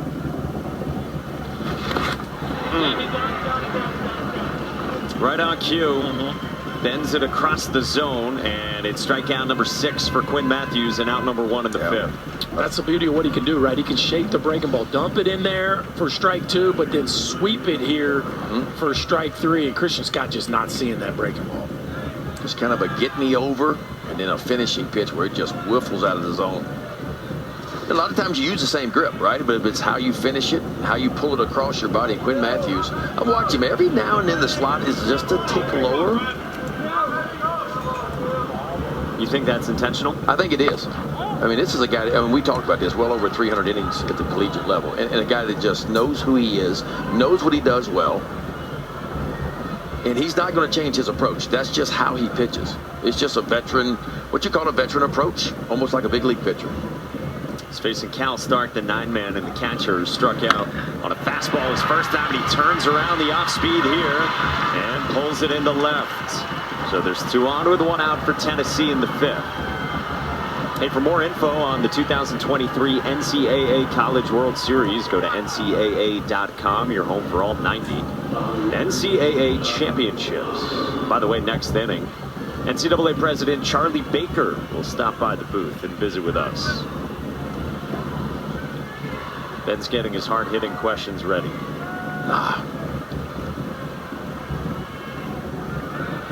Picked a good College World Series for him to come to. Yeah, this is a good first one for Mr. Baker. See if Tennessee can cash in on something here. 6 hits in the ball game, right? I mean, Quinn Matthews will give up some base hits. That's kind of part of his deal. 106 hits and 120 innings coming into it. So not afraid to give up the hit, but nothing of the extra base hit variety to this point for the Balls. Maui Ahuna, the leadoff man, takes ball 1. A single and a strikeout for Ahuna, now getting his 3rd look at Quinn Matthews. Ball's what, 0 for 3 runners in scoring position so far today. You had said it that Matthews had set down 8 in a row entering this inning. Line to the backside, base hit, Ahuna. Tennessee's got him loaded.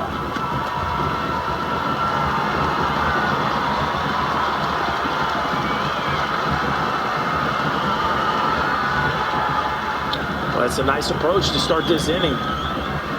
Tony Vitello talking about not getting frustrated, not trying to do too much. Tennessee offense looks like they have responded. A really nice piece of hitting there for Maui Ahuna. And second base hit of the ball game is going to bring on Tommy Eager here to have a conversation. Really letting it travel now. Hitting it back up the middle, letting it travel. And that's the kind of adjustment you hope to make the second and third time through the lineup. Part of this lineup coming for the Vols. It's Jared Dickey on deck behind Hunter Ensley. Was 0 for 2 in this one, but had the 3-hit day Saturday against LSU. He hit Tennessee's first home run here at the Men's College World Series since J.P. Arancibia in 2005.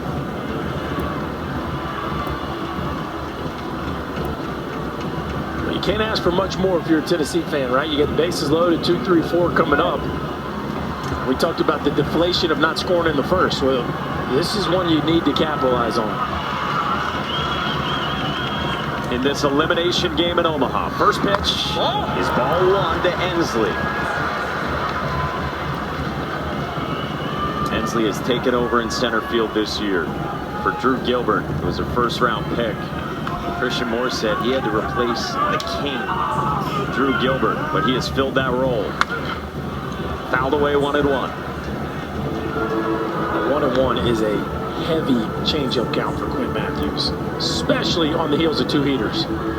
Right, Ben? I'd be shocked if this isn't the changeup here. Maybe the breaking ball, but even in a plus count, Ensley was late on that fastball. It tells me what I need to know as a pitcher. He's kind of sitting off speed. Yeah, that's what he saw too, right? Back to the heater. He is sitting off speed. I mean, we can have all the scout reports we want to have, but at the end of the day, the best medicine for me is the hitter will tell you what he's trying to do. 2-1 the count on Hunter Ensley. Matthews deals. Breaking ball pulled to left. And Alberto Rios, who circles. Denton tags. Rios fires. The tag. Not in time. Tennessee's on the board.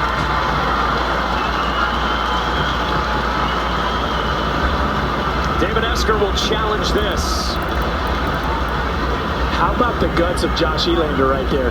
You know that had to be a tough send, right? I mean, you're risking ending the first and the fifth with fly ball to left double play.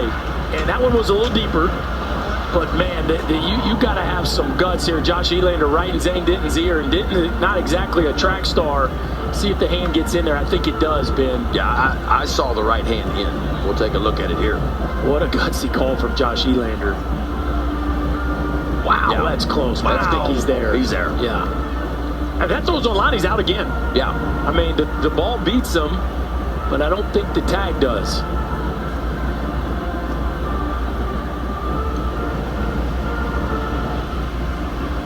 Now, David Esker's looking at Tommy Troy at third. Is there some portion of this where they're wondering about an appeal to third to see if Zane Denton left early, too? Yeah, it looks like he's about to do that as well. Which we didn't see on the replay, that Denton had left early. They didn't actually review the play-to-play? Yeah, so I guess he does not want to challenge it. Now they're going to do the appeal. Okay, so he left on now time. They're going to challenge. Yeah, that's right. There you go. Okay.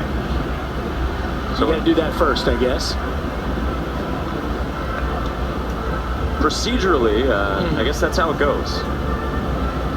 But the guys upstairs have had a chance to look at this one, right? So this shouldn't take Stanford long. is challenging the play at third base as well as the play at the plate. This is Stanford's first challenge. You get two, you keep it if you're successful. Catch made, so he didn't leave early. He definitely didn't leave early. Matter of fact, he was a click late, yeah, honestly.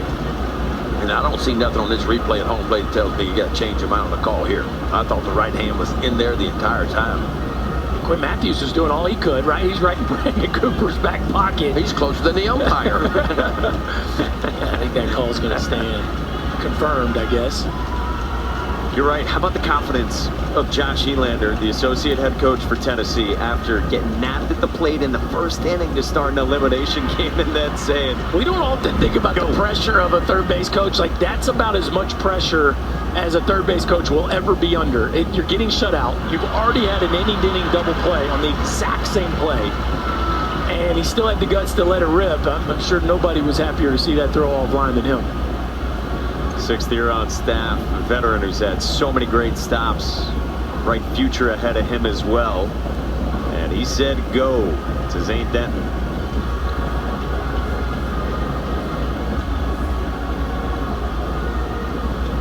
Just about ready for a verdict. After review, the runner at third base safe. The play at the plate safe. Stanford has one challenge remaining. Oh, so that's only one challenge. It'd be interesting if that was two, right? Because they looked at both ends of it, but it just goes as one. And so Hunter Ensley got Zane Denton in. Tennessee's on the board. And here in the fifth inning, with their backs against the wall, they got their best overall hitter, Jared Dickey, in the 3 spot at the plate. He's already seen Quinn Matthews twice. Singled to the pull side in the first and then flew out to right in the third.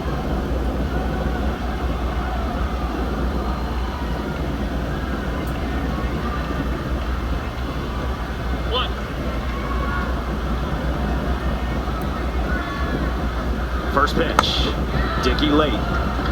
Even though that feels like a momentum boost for Tennessee, it's just one run, right? And if you're really going to get back in this ball game, it feels like your 3-0 hitter needs to cash in right here. Each ball in left field, Mike. Aren't you keeping track of that? We got 2 in this game. Okay. KP says if it happens between innings, it doesn't count. Got to stop play. It's fair. Matthews 0-1. Dickey in the air, left side, fading foul. He really is leaning into that heater this inning, isn't he, Ben? It's interesting to watch. I think he's recognizing the approach from Tennessee. And the approach is, okay, we got to let it travel. We're going to hit it the other way. We're going to hit it up the middle. And why wouldn't you? I mean, when you look at what Matthews does on the year, he throws 46% fastballs, 54% off-speed. Yeah. So, I mean, the odds are in your favor. And I feel like a lot of times when he throws the heater, a lot of times it's for show to get to the changeup. Fastball again. This is what Dickey can do. Don't forget, the base hit, his first at bat was on a 2-strike heater that was up and in. But he can go to a 2-strike mode now. Very high bat-to-ball skills. He can waste some pitches. Really good cat and mouse game here with 2 outs and a runner in scoring position. 0-2 the count on Jared Dickey. Ball, breaking ball away. Jared Dickey's a top 150 prospect of Kylie McDaniel's MLB draft rankings. Ahead of the draft in a few weeks.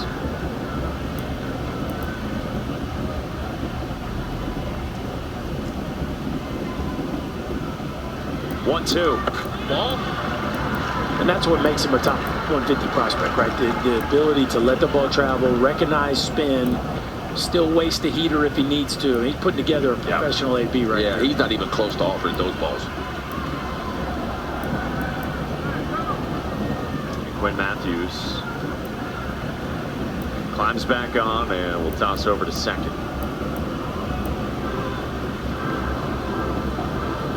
Pitch clock was winding down there.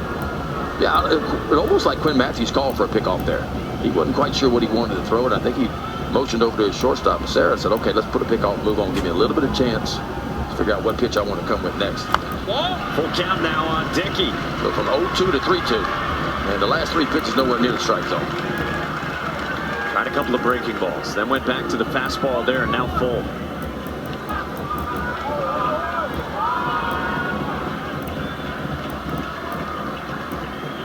Payoff pitch. Dickey on the ground, foul. He saw that one good. He actually missed an opportunity there just to click early, but that one was a kind of a get me over 3-2 breaking ball that Dickey was just a hair out in front over the top of. This has been one heck of an AB right here on both sides. Cleanup man Griffin Merritt would be next here in the 5th. 3-2. Dickey lines it past Becerra into center. Stark races around and scores. 2-run ball game in the 5th.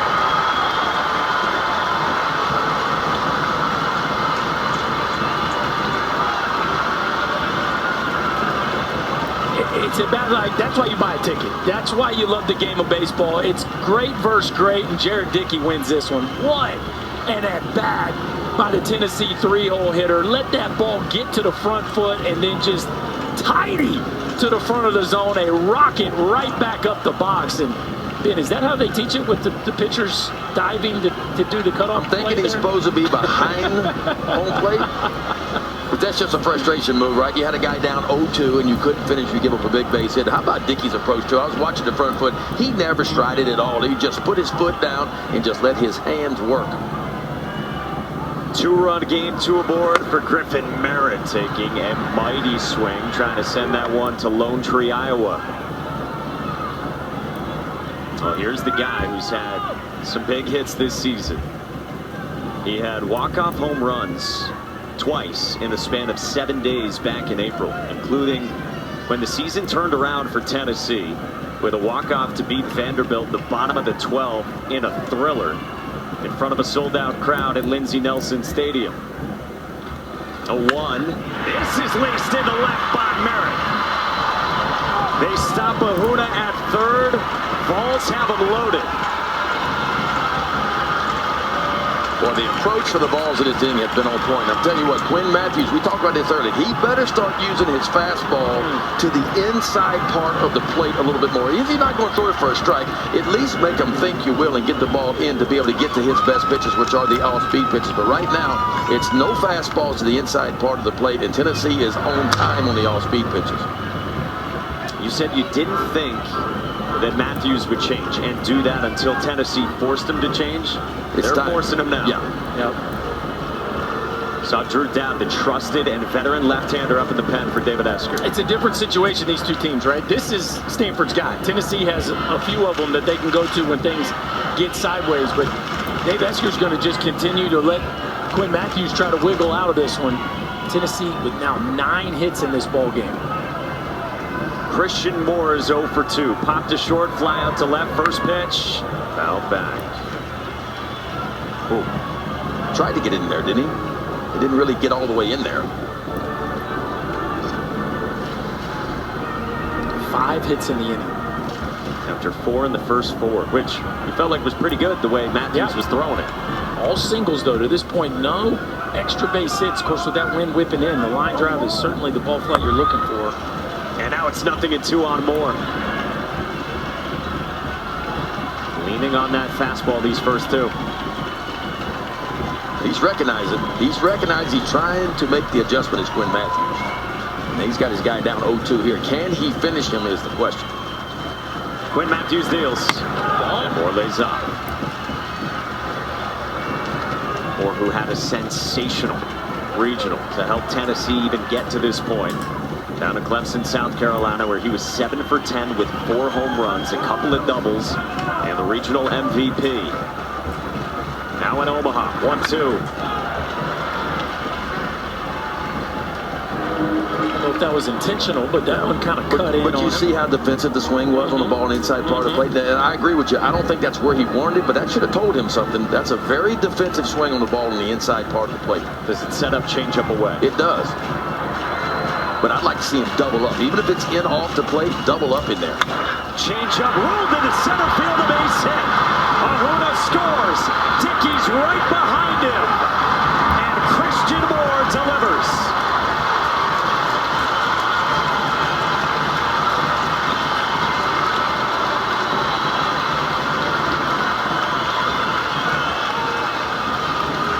He didn't double up on it.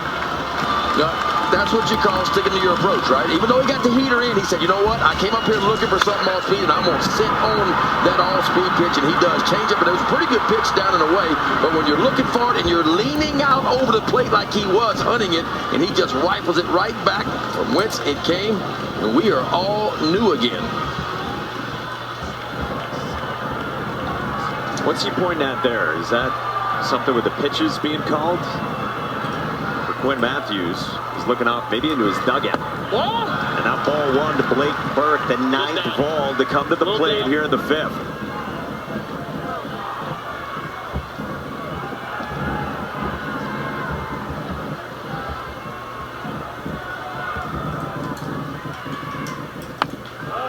Two and out.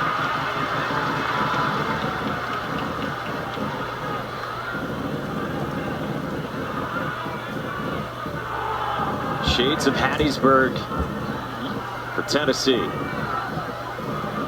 Burke singled and has struck out.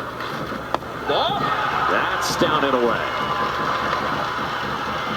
Chase Burns looked pretty good when he came on to get 3 outs in the 4th. He only needed 8 pitches. Meanwhile, Quinn Matthews has thrown 31 pitches in this 5th. 3-0. Burke walks on 4 pitches. So what do? This is the guy for Stanford, as you said, Berkey. Dissimilar from Tennessee's loaded pitching staff of first-rounders. Looks like that's it. We wondered what the bounce back would be. He had the extra day rest, but that heavy workload to get him to this point might be catching up with Quinn Matthews. Just haven't seen just that swing and miss changeup, right? We just haven't seen the bite to the changeup that we saw his last time out. You got to give Tennessee a bunch of credit. A team that's built their offense on the long ball today with 10 singles. And they finally came up with a couple big 2-out RBI knocks to pay off all these base runners. This is a senior in Quinn Matthews who, like Alex Williams and Brendan Beck before him, came back for a senior season. Became the Pac-12 Pitcher of the Year for moments like this. He told us in the Super Regionals they were going to have to rip the baseball out of my hands. And if this is it for Quinn Matthews, regardless of how this game goes, what a career it's been for the Cardinal, for the left-hander. Well, the day is complete for Quinn Matthews, and he was as good as expected early. Good breaking balls that were down. He changed a little bit of the shape of the breaking ball from time to time, some good change-ups. And all of a sudden, Stanford or Tennessee's approach began to change for me. I mean, they started sitting more on all-speed pitches, looking for the ball up, out over the plate. You see those change-ups. A couple of them were up in the zone. That's a really good piece of hit right there. So a combination of the ball getting up, a different approach by Tennessee for sure has pushed Quinn Matthews out of the game. and has brought in Drew Dowd, who pitched Saturday against Wake Forest. He came on in the 5th inning, went 2 hitless innings on 24 pitches, retiring all 6 that he faced before that weather delay. This is one of their best, right? The fastball velo around 92 miles an hour. Really good breaking ball, 46%, 47% swing and miss on the curveball. They'll show you changeup and slider too, but it's that fastball curveball combination that Dowd leans into. Yeah, I mean, he shut down Wake Forest in 2 innings of work, and was perfect. Punched out 1, numbers on the year, making his 32nd appearance. 64 to third, 86 punch outs for him. But he inherits a tough situation. Bases loaded and 2 out. Merritt singled, Christian Moore had a 2-run single, and then Blake Burke just walked on 4 pitches to end the day for Quinn Matthews. Win or go home at the Men's College World Series. You're on day 4. Winner plays Tuesday night against whoever loses between LSU and Wake tonight. Ball. Breaking ball a little bit south of the knees to start out Zane Denton, who's got a couple of singles. It's a guy who came here with 4 home runs in 6 games in the NCAA tournament, including just some huge ones on the road to Omaha. Ball. Couple breaking balls to begin.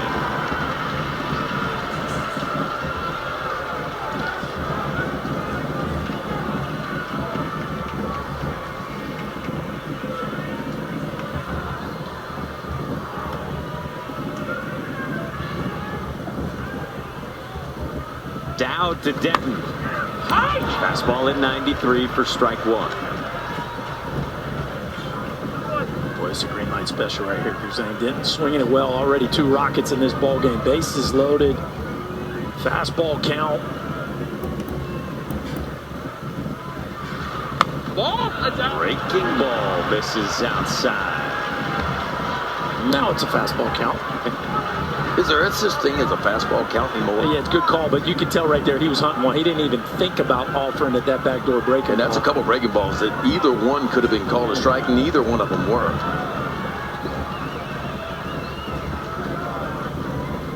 (3-1). That's a strike at the top of the zone and a full count on Denton. If he throws it 3-1, the old adage, is he coming back with it 3-2? Especially with 3 in a row. I would have a pretty good feel for it. With Matthews forced to watch. Bases loaded, Dowd delivers. It's a fastball fouled away. Denton was looking for it. He was very, very late on that fastball. But how could you not be, right? After the 2-1 breaking ball, 3-1 breaking ball, I mean, it has to be in your mind. Zane Denton is the quiet assassin, Christian Moore told us. In a pressure-packed spot here. Payoff again, and Denton spoils it.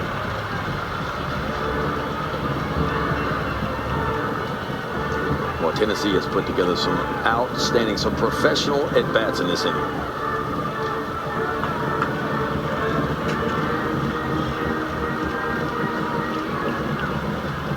Tied this game at 4 in the 5th.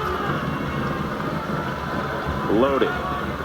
2 outs, full counts. Dowd to Denton. Bounce to third and foul at Tommy Troy. Back to the breaking ball. Fastball, he's late. Curveball off his foot. Curveball foul down the third baseline. At this point, Dowd not real sure where to go. One thing Denton will do too is he does a pretty good job of staying in the strike zone. He will not chase too often. Jared Dickey had an 8-pitch at bat. This is the 9th pitch from Drew Dowd to Zane Denton. Did he go? Yes! And it's a strikeout to end the inning.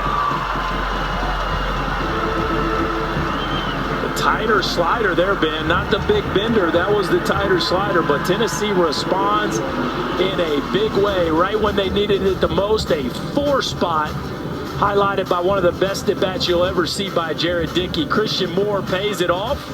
We got ourselves a brand new ball game, folks. Pull Paul Skeens did something on Saturday only 2 pitchers in the big leagues have done this year. Averaged 99.7 miles an hour with his fastball.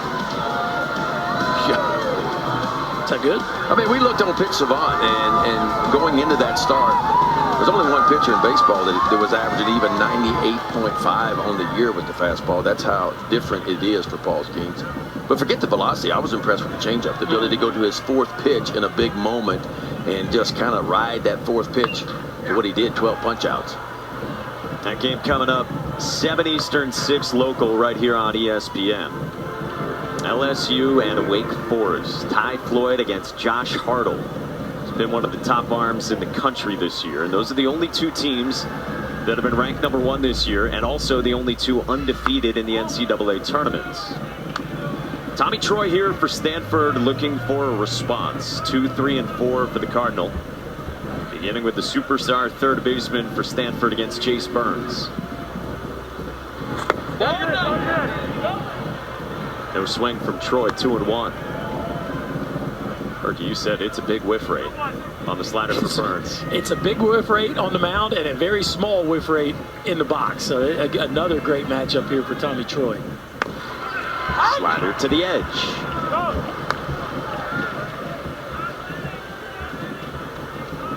Troy with a fly out to center and a walk-off Dolander, and now he gets Burns. 2-2. Troy tried to lay off and did on 99, so he still never whiffed on 95 plus. Oh, we had our first one right there. Golly, this kid's good. Watch him put on the brakes. Ooh, that got close, Big Ben. What you think? I want that one. I want them all. 3-2. Cut out and missed. That's not fair. Throw me 100 up, and then 3-2 count. I'm thinking I'm getting a fastball. And Chase Burns just brings this elite slider in there, 3-2. Takes a little bit off and just works it right to the outside part of the plate. There's a spin. Dot on the front of it, a dot on the back of it as well. Now he faces Carter Graham, who's walked and struck out. We talked to Chase Burns. Ben, you said it. He hit 102 in the Super Regionals. He said that was the hardest pitch I've ever thrown. Burns told us he hit 101 in high school. In high school? But never 102. And he was as fired up as you will ever see a pitcher coming off the mound when he walked off in the... Yeah. Well, he didn't really walk off. I was concerned because he had a couple more innings to go after that. And I'm going, you know, sometimes you get so amped up. Look, buddy, you got 6 more outs to get. But he got them. This is what it looks like coming at you. Carter Graham pops it up right near the second base bag. He got to 99, but it finds the glove of Christian Moore. For out number 2. All right, so Burns has come in, and it's 5 up, 5 down, and we got a tie ball game now. Yeah, boy, the momentum swings in this one have been crazy, right? And if you're Stanford, it's even tougher to deal with because you had a 4-run lead, you lost it with your ace on the bump, and this is what you're staring at. Like, as good as stuff, maybe besides Skeens, in this event. Yeah, you hope you know the key for Stanford's going to be the bullpen for them. You know, can they stack some zeros and just try to wear down Burns if you can? Now, we know about his length, and he can give you 100 pitches easily. Would you hope that the second time you see him, maybe you make some adjustments off of him? Well, I think the key for Stanford is get some guys on base. They got to get some guys on base and take advantage of maybe taking an extra 90, get some guys, and maybe play a little bit of small ball to try to get the lead back. Braden Montgomery has a couple of singles. The All-American cleanup man just saw a 92-mile-an-hour changeup.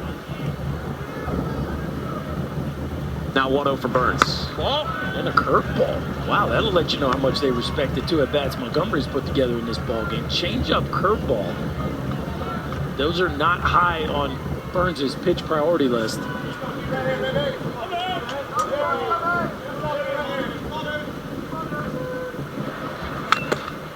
Fouled away. He still doesn't get a fastball. Stuff is so good for Chase Burns. Like we said, maybe only Skeens has better in this tournament.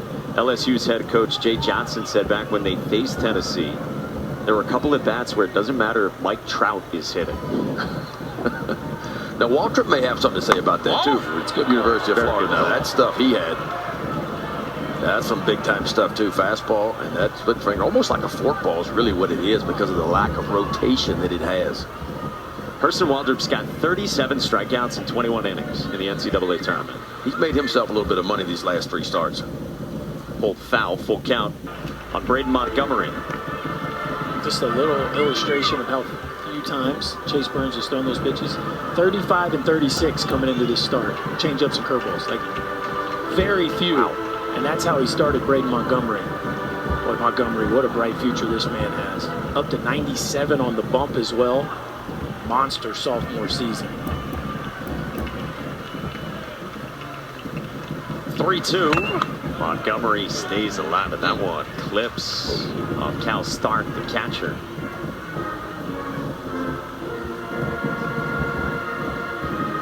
Ain't got no pad for this one, Berkey. Not where that got him. Was it the arm or the shoulder? I thought it was the arm.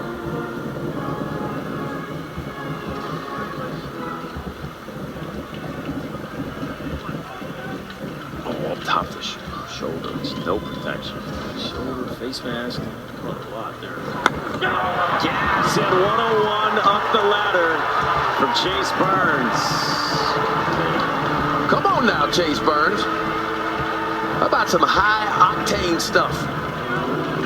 We've seen 102, but he ain't far from it. How about 101 right top shelf? Well, Tennessee, all the momentum right now, but we got a tie ball game headed to the top of the 6th inning. Back at the Men's College World Series in Omaha, Ben, Berkey, and Mike with you. We got a special guest who stopped by, NCAA President Charlie Baker, kind enough to join us. Thanks, Charlie, for stopping by. Happy to be here, and this is quite a spot. I now understand why when college baseball players talk about the College World Series, they talk about going to Omaha. How great is this? It's your first time here, right? Yeah, it's a beautiful park, and the vibe's terrific, and obviously the fan base is just watch who cheers for what. It's very clear there are a lot of people here who just like the baseball, and they're wearing a lot of other schools' gear. So this is clearly something that brings a lot of people who aren't just rooting for the teams that are playing. Christian Scott leading off the 6th for Tennessee, flies it toward Alberto Rios for the first out. So what, 3.5 months on the job so far? Yeah, I'll be 120 days at the end of June. Yeah. What's it been like getting settled into this? Well, it's a slightly bigger footprint than the state of Massachusetts, which is where I was governor for the past 8 years. My home state, I might say. Yeah, I made this commitment that I wanted to meet with all 97 conferences in my first 100 days, and How are we doing? I'm at 81. Okay. Wow. So I'm going to try and make it. I'm going to amend my original commitment to 120 days, and hopefully I'll get to all 97 by then. But 81 it's been conferences or 81 days? Where, 81 conferences Okay. I've met with in my first 108 days. Okay, yeah. And I got to tell you, my reason for doing that was twofold. Number one, I wanted to get to as many people as I could to just hear what they had to say directly to me.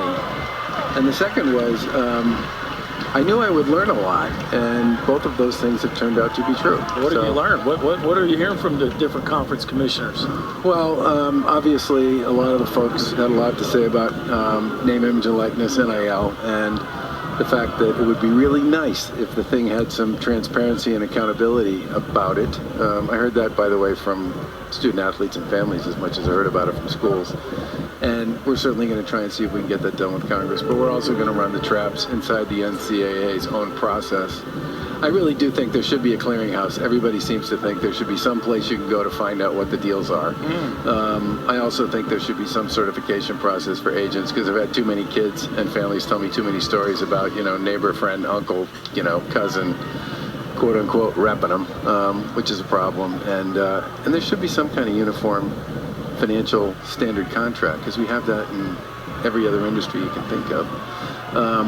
I've heard a lot about the importance of the identities of each of the divisions, which is, I kind of wish they weren't D1, D2, and D3, to tell you the truth. That seems kind of hierarchical. I think they should be people should think about them as side by side, not, 1, 2, 3, because when people talk about them, they talk about going up to D1 or down to D2 or down to D3 or up to D2.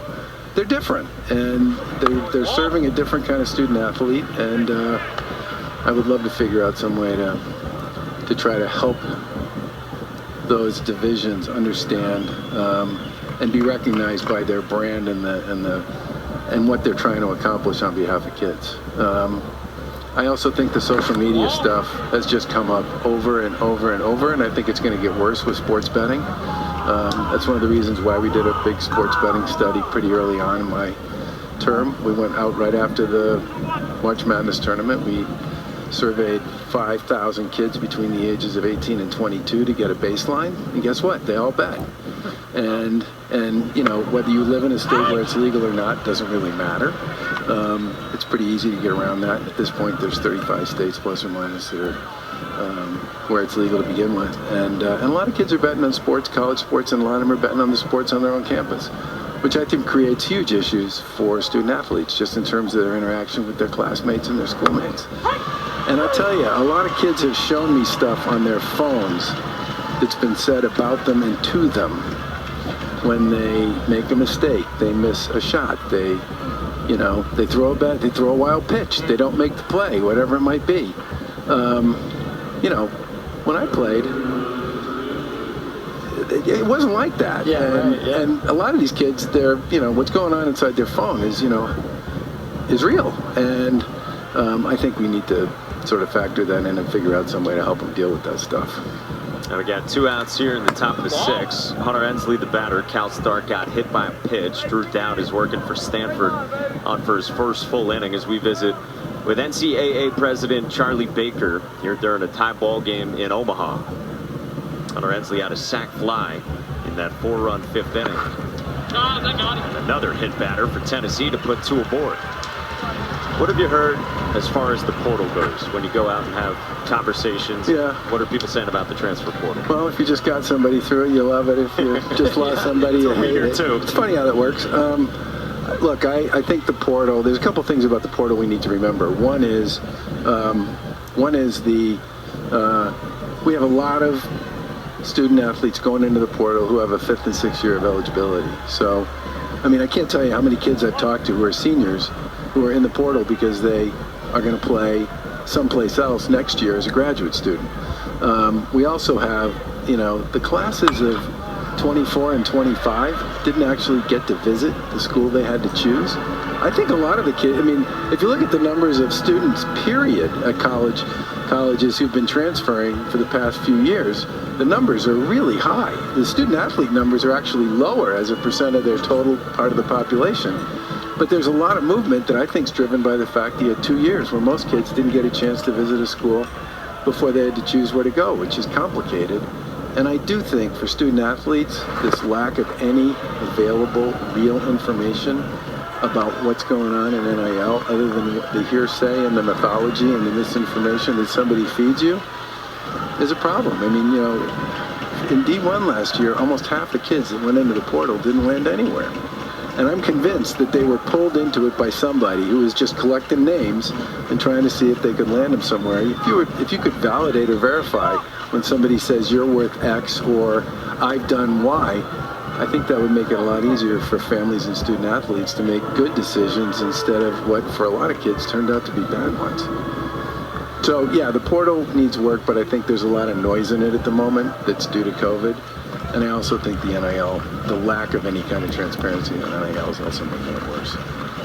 Yeah, it seems to be a difficult time, right? And the NCAA, to me, has always been about parity. And everybody, we're going to try to make it fair for everyone. But it feels like where we're at today with the portal and the NIL money, it's the furthest thing away from parity that we've seen in a lot of years. And I wonder what you guys think about that, and there's any thought about changing that, because it almost feels like the non-Power 5 schools, like the mid-majors, are almost a feeder, because they're developing these kids, and all of a sudden they blow up and they become really good players, and all of a sudden they're gone from programs and they move up to different levels, and it's creating, in my opinion, the haves and the have-nots, and I just wonder what the thought process is behind that, and can anything change, or it is what it is right now?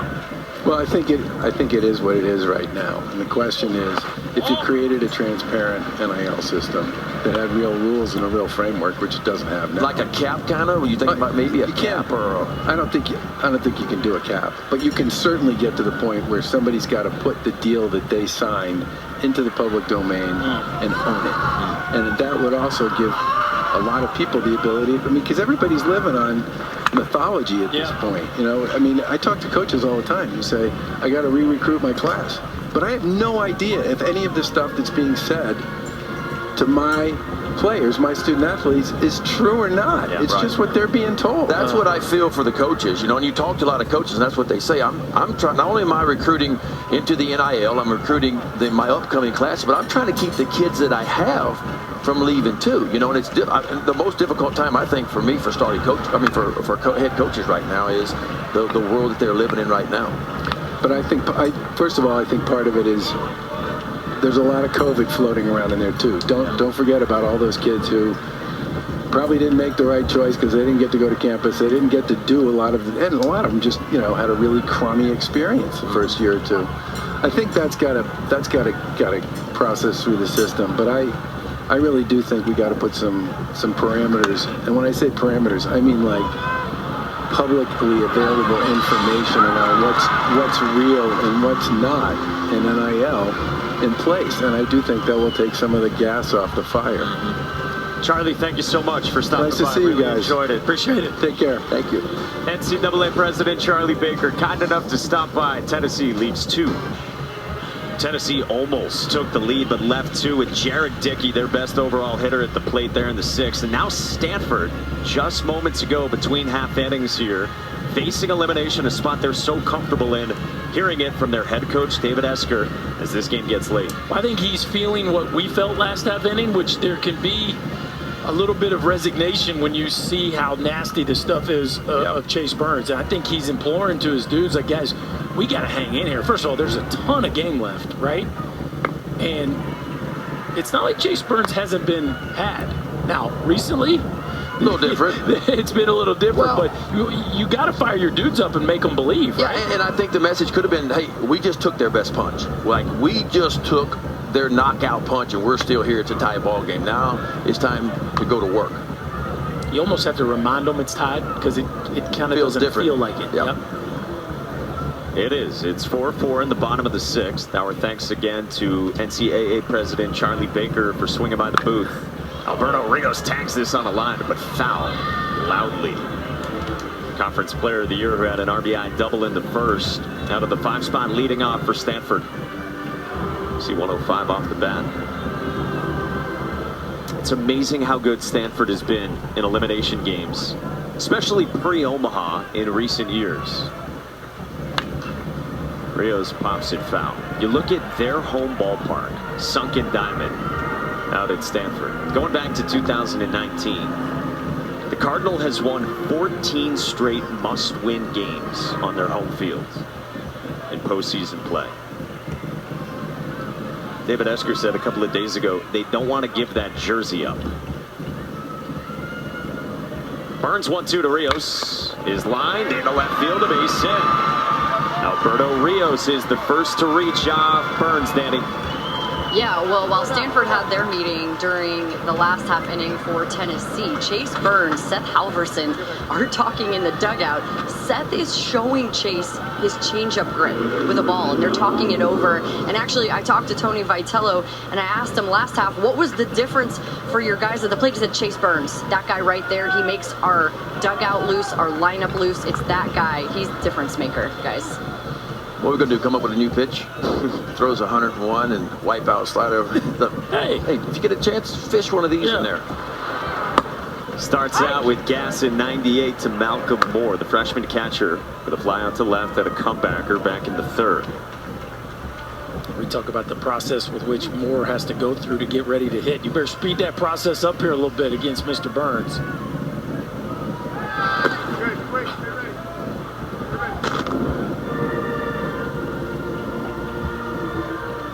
Yeah, and look, the fastball is the one you want to hit. Opponent's hitting 274 off the fastball, only 160 against that slider.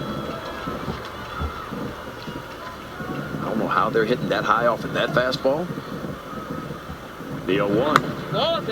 That's outside with the changeup. That was a changeup, yeah.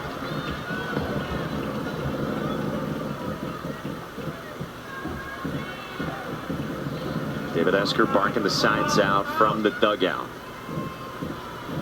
Win or go home in Omaha, Nebraska. Backdoor slider. Good look on that one. 99 off the edge, and then pair that with a little backdoor breaking ball that bends the other direction.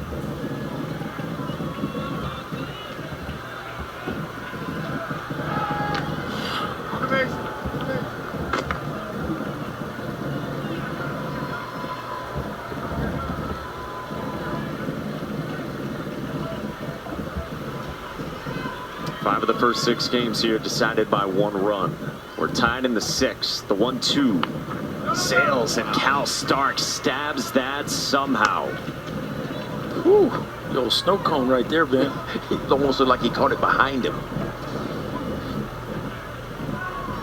Well, he's sitting down and away. This one is. Yeah. Wow. Oh, man. 2-2. More on the ground. Foul.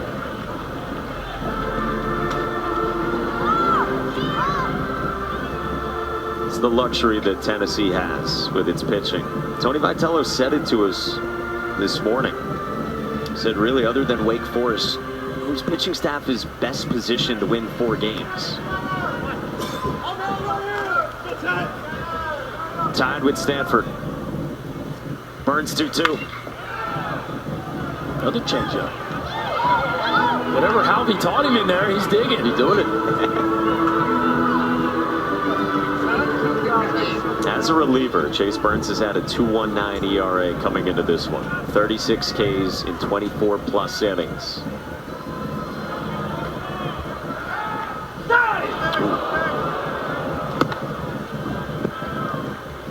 Slow to the plate, but really quick feet on that move.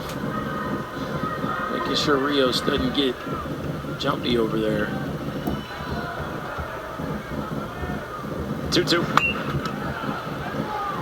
Rios, by the way, has had a really good day. RBI double in the 1st. Sac fly in the 3rd. Single to lead off this 6th.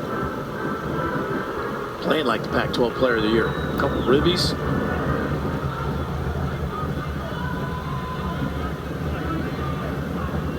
Eighth pitch of this plate appearance. We'll have to wait.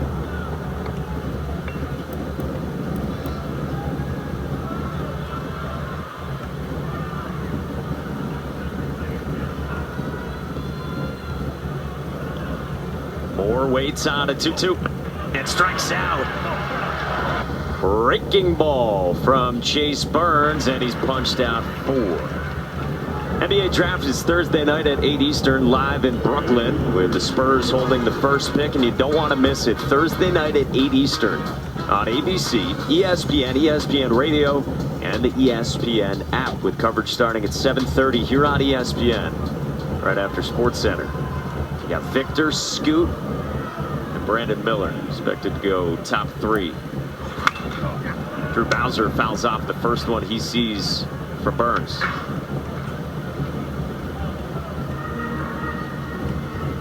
Strikeout on a fastball up, and then single on a fastball up for Drew Bowser. Last time leading off the 4th.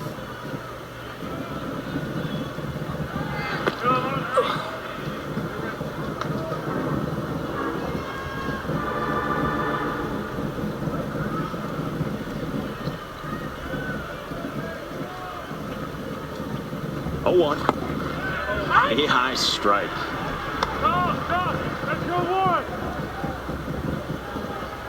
Well, that's the one, because of the spin rate as a hitter, right? You see it that low, you say, okay, it's going to drop clearly out of the zone. But because of the high spin rate, the carry through the zone, it just kind of stays on plane. And that's how high spin rate fastballs can work. You want to get them mostly to the top of the zone, but if you can work them right at the bottom of the zone sometimes too, that's the one the hitter gets up on, because they think it's just going to just ride right out of the zone, and it just stays there. Strike 3 called out of Hundo. 2 gone. Well, Well, that's just my best against yours. Chase Burns versus Drew Bowser. Watch the action on this four-seam fastball. Just grunts it and rips it right to the backside part of the plate. And here's the analytics we're talking about, 2650. So that's 30% more than the big league average when it comes to spin rate. Big league average about 2280. And again, that is elite. Owen Cobb bunts it to third, and he's on. With the first pitch, bunt single to put 2 on for Stanford with 2 outs here in the 6th. This is Denton's ball. Chase Burns has no chance to make this play once he's the one that gets to it. And I know Denton is back, but if anybody has a chance to actually make this play, it's Denton.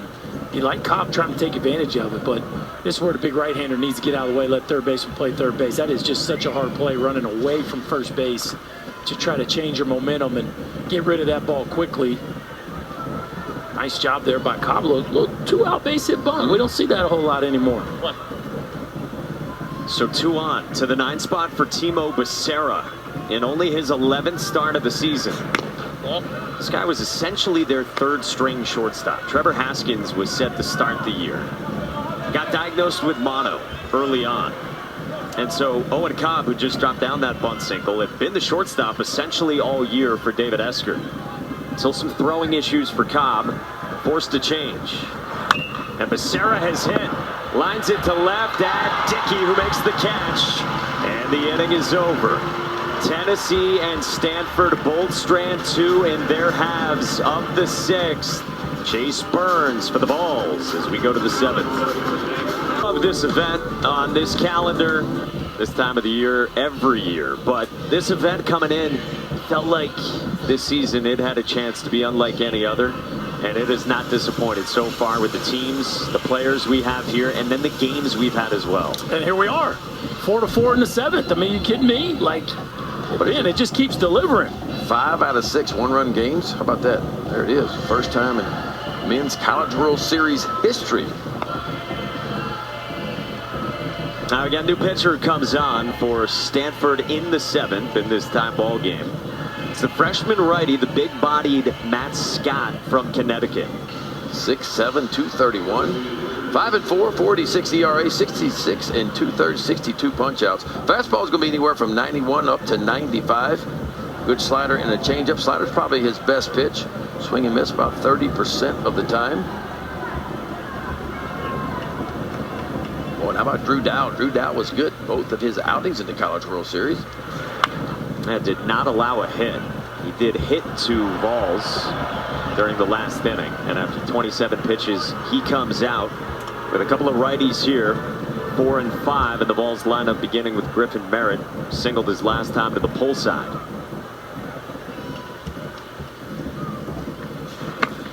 Ball and a strike. Matt Scott was the Gatorade Player of the Year in Connecticut, 4 times first team All-State. Really high recruit. Got drafted out of high school as well by the Texas Rangers in the 20th round, but instead went to Palo Alto. Chase Burns looking good on the other side.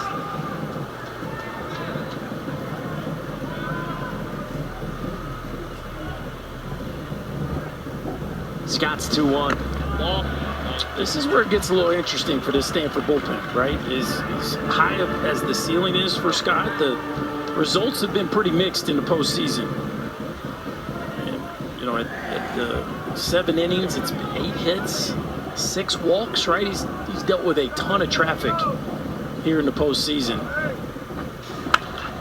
Center cut, and Merritt pops the 3-1 up, foul. Big opportunity here for the youngster, Ben. Yeah, I mean, Stanford's ERA on the year, I mean, they come into this at 5.72. That's the highest ERA out of any of the 8 teams that made it to Omaha. While they've been better lately, pitching has not been the strength of the Cardinals this year for sure.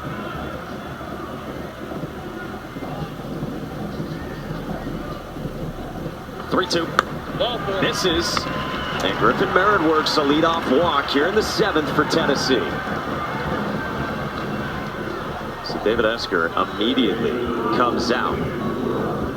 Oh, he just waved everybody off too. He said, "Nope, not y'all. It's going to be me and the young right-hander." That was class. This is not Tommy Eager, the pitching coach, coming out. This is the skipper, and he decided to. This is going to be what you call a one-way conversation. That was interesting. Tommy Troy started walking towards the mound, and Esther's like, "Not you."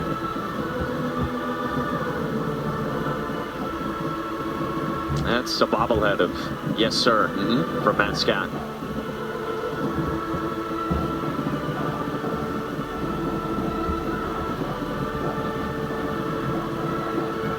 That's not helping, right? Trust your stuff. Yeah, I want to see you be aggressive. Your stuff's too good. I want to see you aggressive in the strike zone. And a confirmation of visits from David Esker. There's the wave off right here. Nope, not you guys. Don't need you. Just me and the right-hander here. I guess I'll let the catcher come. Malcolm, you can come. The rest of you, stay in your spots. How good have these games been? My word. Best I can remember. Merritt's at first, nobody out. Christian Moore had the 2-run single as last time in the 5th inning. And it's a ball from Matt Scott.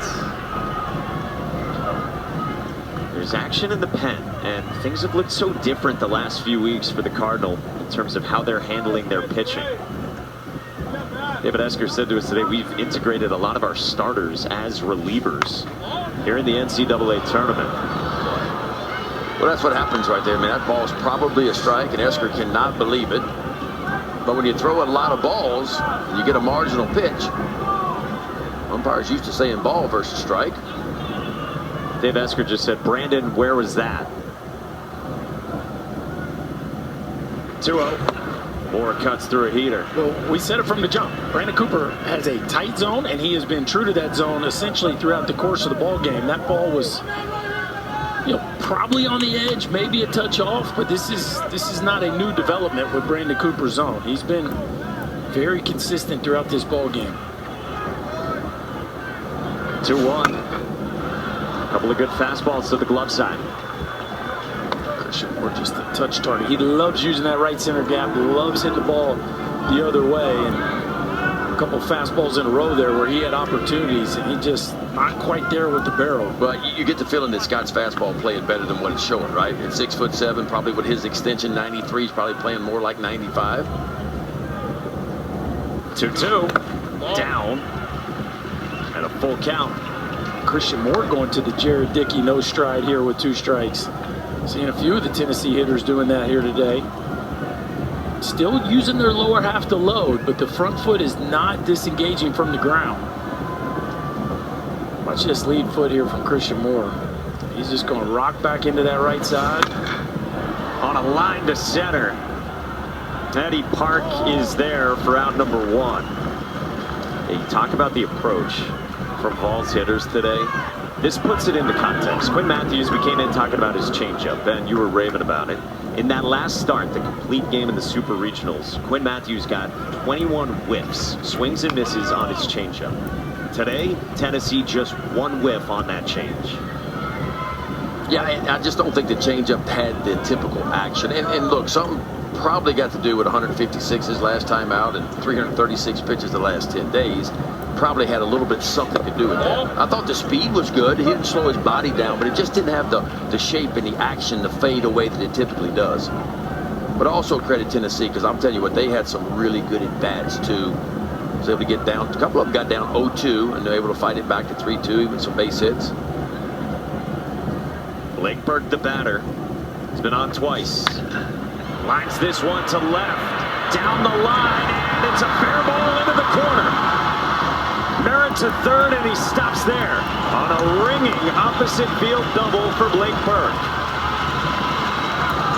Ball jumps off his bat. I mean, he can really impact the baseball. This is a ball that, off the bat, you thought Rios maybe had a chance, a 4-seamer middle, and this ball is scorched over the head of Alberto Rios. A missile off the left field wall and hit so hard that Griffin Merritt couldn't score from first base. But another run-scoring opportunity with less than 2 outs. And that ball actually took a perfect bounce back to Rios, too, because you never know where that ball could carry him. Rios played that perfectly and got in. Yeah, you're right, because if it bounces one time on the ground, probably another run scored, but instead it's right to him. That's going to be it looks like, for Matt Scott. After Tennessee's 11th hit and its first extra base hit of the ball game.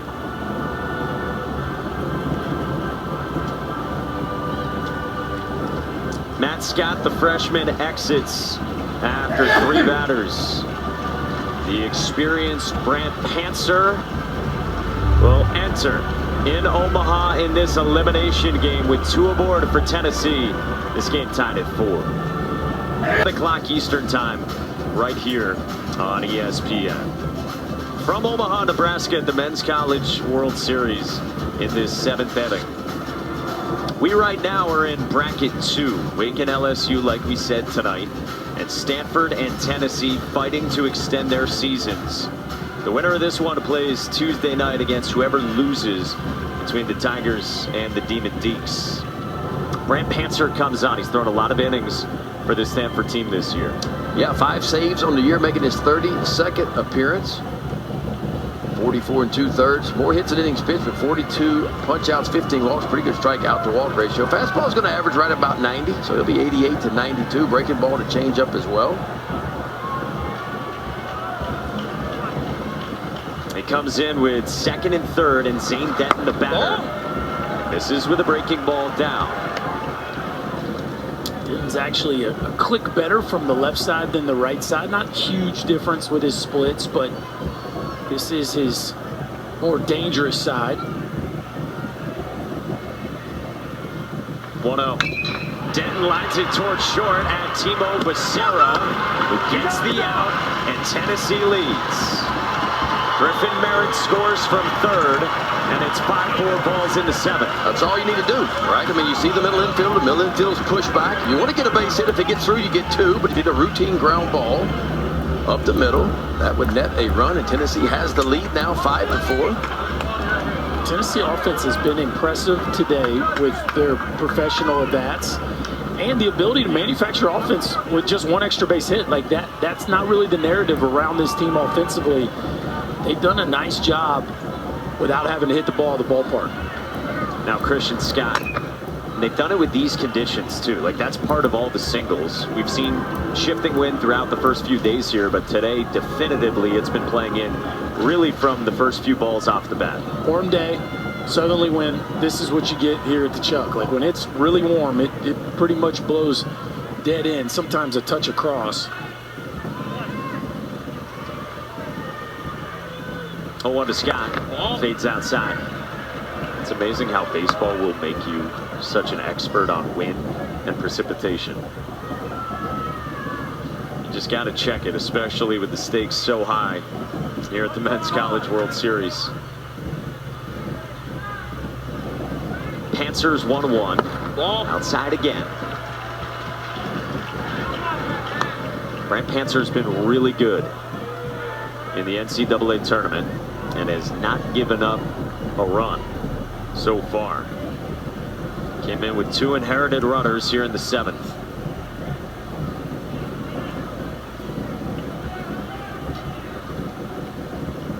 Two-one pitch. Line foul, 2-2 on Scott.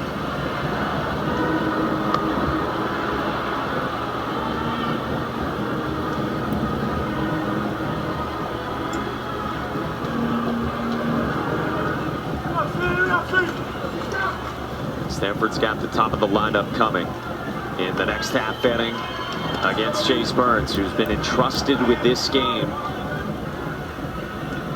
by Tony Vitello. Panthers 2-2 to Scott.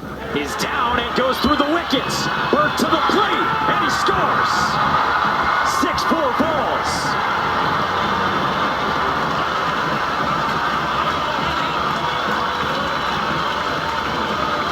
Through the 5-hole, Mikey. I know you're a hockey guy. This is This is not something you see much here. The glove just looked like the freshman came up. Just flinched. Watch the glove here. The glove just flinches up. And his body's coming up. The whole body, actually, right? Yep. And that's just the anticipation of that breaking ball coming up, bouncing up. And sometimes it scoots, right? And that one just absolutely flattened out as it got to home plate. And Malcolm Moore allows the ball. Now, again, that's a spike breaking ball. It's not all on Malcolm Moore, but that's one he usually locks up. On the wild pitch, past Moore. Strike 3 called on to Christian Scott. So you got Chase Burns on the bump. His ERA is 2 as a reliever. Well, now he's got a 2-run lead as we hit the stretch in Omaha, Nebraska. Well, Chase Burns into this game with Tennessee down 4-0, runner on first base, and nobody out, and he went to work, folks. Up to 101 miles an hour with his fastball. Ready to open his zone. He needed to. Got that breaking ball down. It's been heavy fastball slider with a few changeups mixed in, and he has locked up the Cardinal at this point with 5 punch-outs in just 3 innings of work. He has been filthy. 3+ innings, no runs. With the Men's College World Series and a backdoor breaking ball to start out the Stanford leadoff man, Eddie Park. A couple of lineouts, and Eddie Park was hit by a pitch in the 3rd. Chase Burns has thrown 8 1/3 consecutive scoreless innings, going back to the regionals against Clemson.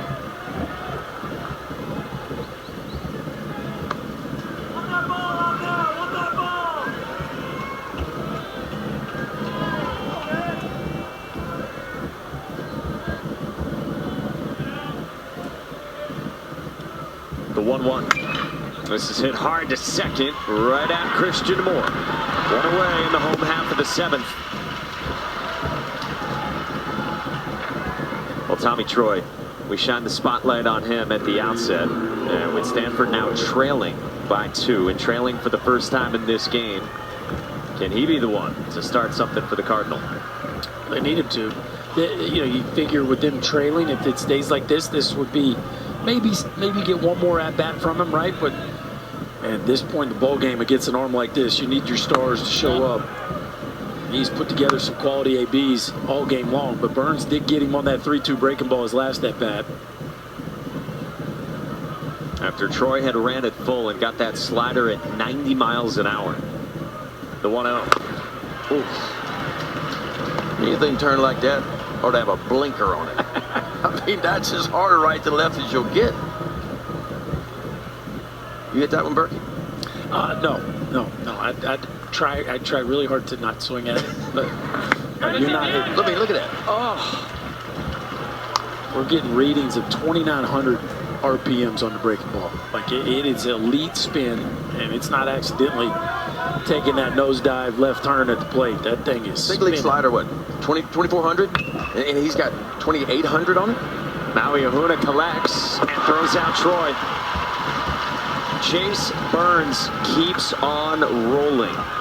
He's only given up 2 singles, and one of them was a bunt single since he came on in the 4th. We asked Chase earlier this week, hey, what was it like when you got flipped from weekend rotation to bullpen? He said it was right before Arkansas. I talked to Coach V, as he put it, Tony Vitello, and they said, let's reset things. It's just not going as well as it should have been in a starting role. But coming in out of the bullpen, just run with it. And that's what he's done these last few weeks in particular. Starts with 97 for strike 1 to Carter Graham. Yeah, you never know how a kid's going to respond to that, right? But he responded in the right way. So, okay, if this is how I can best help the team, is this what you need me to do, and you think this is the best way to go? And he embraced it. He accepted that role. And, boy, lately he's been as good as anybody in baseball. And he's shown us 4 pitches. I mean, it's been mostly fastball slider, but we've seen the curve and the changeup. It's a starter's mix. And a lot of times when guys go from starter to reliever, they kind of condense a little bit. But he's kept his good 4-pitch mix, even as a reliever. Strikes out Graham. He told us this week it's pretty cool to be a guy in the pen with a 4-pitch mix. It is nasty for Chase Burns. Boy, Chase Burns. You want to see nasty? Folks, that is as nasty, and it's dirty, Berkey. Dirty as a Bourbon Street martini. This game has had it all as well. We came in talking about the two aces on both sides. Maybe a couple of guys who are going to pitch in the big leagues. Chase Burns looking like he is that nasty right now as he has led Tennessee. And they have found offense with 6 runs in the last 3 innings. And now the Vols lead as we go to the 8th in this elimination game between Tennessee and Stanford. 9-1-2 for Tennessee, beginning with their catcher, Cal Start. He's been on twice. Single and was hit by a pitch. He catapults this one into shallow right. And Graham can't make the catch. It dropped down foul. Into the sunshine. And Graham tracking back on it. That's where you need your uber athletic right fielder to just run downhill and want that baseball. That ball is slicing away from Bowser, slicing away from Graham, and Montgomery kind of put on the brakes. That is just a really tough catch. Look how much that ball's slicing. Right, he obviously loses his balance, but looked like Montgomery just kind of conceded that Graham was going to make that play. We've seen some stuff go wrong in that part of this ballpark in years past. Stark, another one. This one more manageable for all parties involved, including Montgomery for the first down. All right, so Maui Ahuna coming to the plate, guys. I actually talked to him before he came to Tennessee while he was still at KU before he transferred. And we talked a little bit about island baseball. He's from Hilo, Hawaii. And he said baseball there means everything to us. There are really opportunities only here on the mainland. So you got to come over to the United States to get seen, to have the opportunities to go to college. This was a childhood dream of mine to play college baseball. My dad, Walter, I know he's in the stands right now. He said, my dad was really tough on me growing up, but I wouldn't be here without him. Preseason All-American who transferred, like Danny said, from Kansas. And Walter's in the building for this one. Maui Ahuna was one of the biggest prizes of the transfer portal. Landed at Tennessee. Now he's here with the Vols at the Men's College World Series. You see Walter shaking his head after that swing and miss in the dirt. First pitch breaking ball. Some things don't change, right? He's still coaching from the stands. Maui had huge expectations, right? All-American shortstop coming over from Kansas, as you said, but the numbers maybe not quite as flashy as the Volunteer fan base had hoped, but he's been solid. The numbers have been solid, and he's played a nice shortstop. I think say defensively, he looks like a big leaguer defensively. The way he catches it, receives it, strong arm. Can move. Yeah, very rangy. A lot of swing and miss, though. Like a lot of swing and miss. Yep. For a smaller guy. Now, look, there's some juice there. And I remember when the Vols rolled into Baton Rouge, he hit a ball straight away center field in the box, and where not many balls go, and off the baggy straight away center field. Right now, Kylie McDaniel had him number 62 on his MLB draft rankings from last month. Full count on him against Brant Panzer.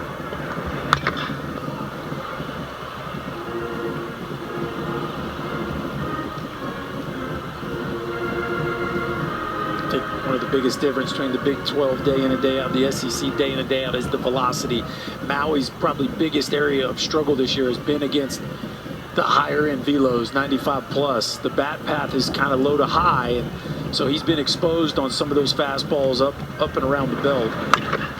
It's this one hard off the glove of a diving Timo Becerra. That's the third hit of the ball game for Maui Ahuna, this time on 91 for a 1-out single. He's had a heck of a day today, Ben, and it started with the base hit off Skeens, right? The RBI base hit, he's the one that kept that, really chased Skeens. He wasn't too happy about that, and since then, that's now 4 hits here in the College World Series for Maui Ahuna. Becerra, excuse me, just out of his reach. You know, Walter's fired up about that one. Big Walter said that's 3 today. Yeah, it was an 8-pitch battle that Maui Ahuna had against Paul Skeens in that 8th inning. Here's Hunter Ensley.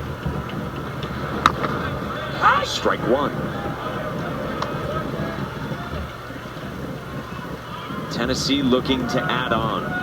It feels like every additional run is just a dagger for Stanford against Chase Burns.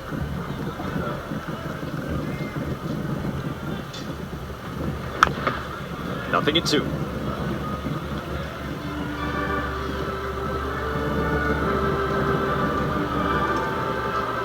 Yes, this stuff has not given a whole lot of hope to the Stanford dugout or fan base to this point. But you're hoping as you get a little more comfortable and guys have seen them for the second time, maybe the stuff lightens the touch. We saw some 97s last half inning as opposed to the 9900s. This one popped up behind the plate and out of play. Yeah, it just feels like if the right guys get owned for Stanford, they could take an extra 90 on them. But it's got to be the right guys. The problem is, how do you get on? I mean, with the stuff he has right now, how do you get on? And the ballpark's playing huge. So even though I still think the ball could get out from, you know, the edges of the bullpen to the line, you're going to have your hands full trying to run one out of here to the big part of the park. Yeah, how do you turn on one at that velocity enough to get it down the line? Right, might have to be an oppo. 0-2. We started talking about how these teams are built on home runs. They get a lot of their offense on the long ball. It's a Stanford offense, 11th in the country in runs per game, the best offense in the Pac-12. Right there with their home run rankings nationally as well. I mean, both these teams, top 10 in the country in home runs. And that's always a challenge sometimes when you come to Omaha, is the game is different here with this ballpark, the way it blows in occasionally. Hensley flares it to right. Montgomery calls off Bowser. 2 gone. Yeah, those balls are backing up as they're coming towards the ground. That wind is stiff right now.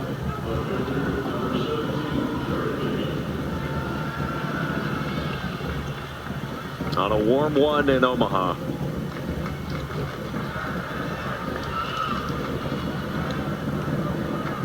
Two gone, Maui Ahuna at first for Jared Dickey. Had that 8-pitch battle in the 5th inning. Then the RBI single. Flew out to right, pulls back Morris, throws a dart. Wow. Got him. Throws out Maui Ahuna to end the top of the 8th. Well, Malcolm Moore might have made a mistake an inning ago letting the ball get between his legs, but I'll tell you what, there is no denying the rocket arm that he has. And I thought Ahuna had a pretty good jump here, but Malcolm Moore out of there quickly. A dart down to second base in a quick tag, and the Cardinals off the field.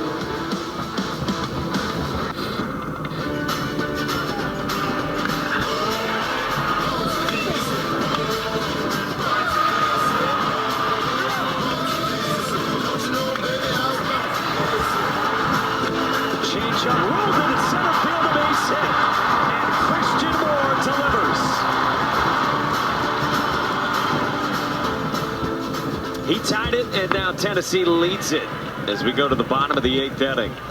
Chase Burns on the bump. Still for the balls. He's turned in 9 1/3 consecutive scoreless innings. And it's 4, 5, and 6 for Stanford, starting with Braden Montgomery. The All-American right fielder singled his first 2 times. Fastball changeup to start out from Burns. And I tell you, this isn't, you know, when he was starting, Ben, his arsenal wasn't this complete. Like you talk about accepting a new role. He's not only accepted it, but he's gotten better. Refined it. Yes. He has found a new home.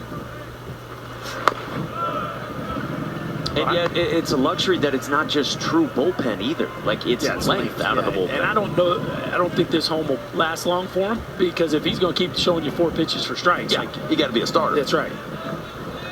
They started with elite stuff.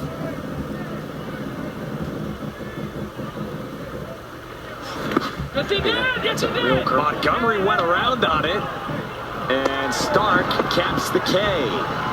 This is just not fair. I mean, it is 4 elite pitches is what I'm seeing right now. 2 different breaking balls, a changeup. Well, now hold on a second. Third base umpire Ramon Armendariz is motioning toward the Stanford dugout and is now coming to chat with 2 of his other umpires. Oh, we got an ejection? A warning. I'm not sure. Yeah, looks like a warning. Bryn Montgomery certainly didn't think that he went around on the check swing, but he got rung up without an appeal. Well, did home plate umpire Brandon Cooper make this call? Maybe that. Oh, I can see why they're upset about it. Yeah, and to do it without an appeal is unfortunate, because that's the, you see the dugout just not happy about it. Look, Dave Esker out onto the field there a little bit. I don't blame him. That first of all wasn't a swing, and to have it be done without an appeal that's a rough one to swallow. That's a miss. Yes. So it leads to out number 1, and only 5 of them left to play with for Stanford. A 1 to Alberto Rios, tugged outside at 99, and Rios with 2 hits in this game, including a run-scoring double in the first, drove in a run with a sac fly in the third. Cardinal down 2. 1-1. Fastball lofted foul. Well, we were talking about maybe the stuff would start to lighten, but it doesn't appear that. 98, 99 the last 2 heaters. What is he up to? 50, 60 pitches now? No, there's plenty left in this tank. Tony Vitello said to Danny during his in-game interview, I'm going to let Chase Burns tell me when he's done. Another strikeout. That's 8 of them for Chase Burns. Sunday on the London Series edition for our MLB coverage on Sunday Night Baseball. We got 2 games live from London Stadium. First, it's Cubs Cardinals, and then Sunday Night Baseball presented by Casamigos Tequila at 7 p.m. Eastern. Astros and Dodgers, also on ESPN Deportes. The reminder, Game 2 of the College World Series final that day as well on Sunday at 3 o'clock Eastern time.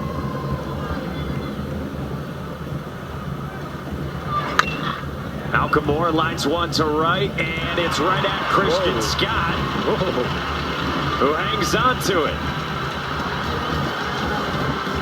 Never a doubt. Christian Scott, all's well that ends well. A couple little chuckle on the way off the field. Boy, Chase Burns is some kind of hot right now. And stay on your feet there, Mr. Scott. Charge that thing, kid.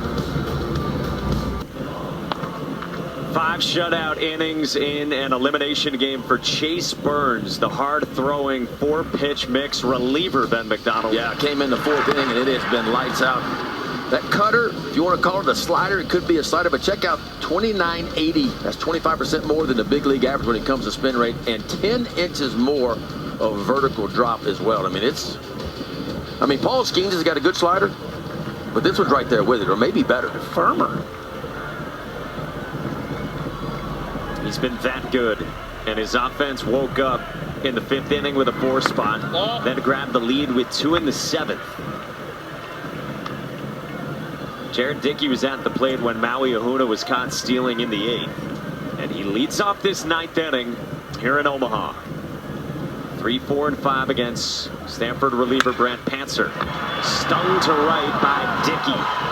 3rd hit of the ball game for Jared Dickey, who thought about 2nd on a Montgomery bobble. It's a leadoff single. Have a day, kid. You know, Jared Dickey, as special as he is, came into this just 6 for 31 in the postseason. Now, does this look like a guy who's been struggling? You're just not going to keep a hitter this special down too long, and it has been a laser show today for Mr. Dickey. And we got a little Michael Jordan tongue wag there. Now he likes to chew on his thumb guard, which I find a little disturbing. But, you know, hey, if you want to hit rockets, chew on your thumb guard, whatever. Here's Griffin Merritt. Now, Griffin Merritt's going to dental school. I don't think he would approve of that. I agree with that. Yeah, we might need Uncle Griff to coach him up there. There were some honest conversations between Griffin Merritt and his head coach, Tony Vitello. Part of the turnaround for this Tennessee team this season. Breaking ball for a land strike.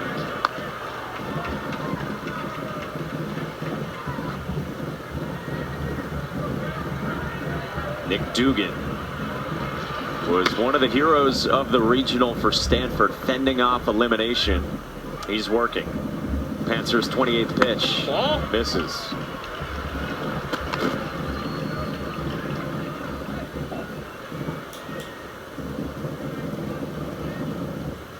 David Esker's team facing elimination here in Omaha. Quinn Matthews, their senior star, was the starter. On the ground at Becerra, the turn from Bowser's an easy 2. 6-4-3 for Brant Pantzer here in the 9th. But Timo Becerra's been a really nice find here at the tail end of the season for Stanford. This one, Taylor made 6-4-3. I like how Jared Dickey just decided to get the heck out of the way. Hard hit ball right at Timo. Just make sure you get it accurately. Jared Dickey bailed out of that one early. That's what you call a business decision. And Pantzer, big double play after a leadoff knock. It'll be 7-8-9 in the bottom of the 9th for Stanford. Right now it's Christian Moore in the top of the 9th for the Vols. Moore had the 2-run single back in the 5th. Cuts through a couple breaking balls.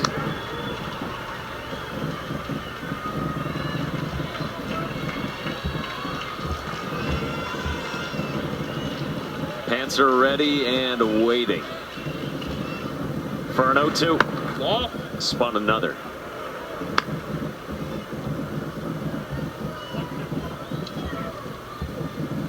Camera's been all over Chase Burns, and rightly so with what he's done now a few times here in the postseason. Pantzer strikes out Moore, and we go to the bottom of the 9th. Chase Burns, can anyone touch him? Stanford needs to continue its season. The NCAA College World Series is presented by Capital One. What's in your wallets? Chase Burns on the big stage has dealt 5 shutout innings. He's given up just 2 hits, a couple of singles. Those were in the 6th. One of them was a bunt single. With the stakes so high here in Omaha, Nebraska, he has punched out 8, and he is back out there trying to get a win for Tennessee. 7-8-9 for Stanford. Begins with Drew Bowser. Bowser struck out looking against Burns on 100 his last time. Breaking ball, and it's 1-1. There's only been 3 balls in the outfield to Tony Vitello's point against Chase Burns. The 1-1. That's called a strike. 1-2. Bowser, I don't blame him for asking about that one. I'm not saying it was a ball, but like that's one you got to ask about, because you don't want that one called a strike again. That was rough. Tough pitch to handle down there. Burns deals. Bowser lays off, and this time there is certainly an appeal down to first at Jeff Head.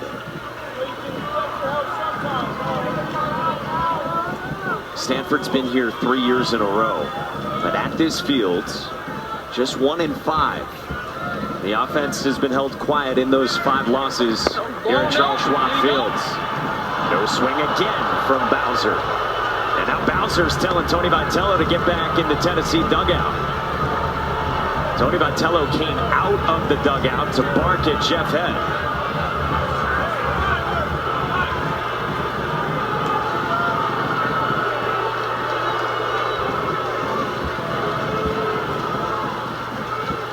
Grabs some dirt on his way back. 3 balls and 2 strikes. Burns to Bowser. Strike 3 called. 1 away. Boy, and a huge first out of the bottom of the 9th inning. Backup breaking ball there, Ben.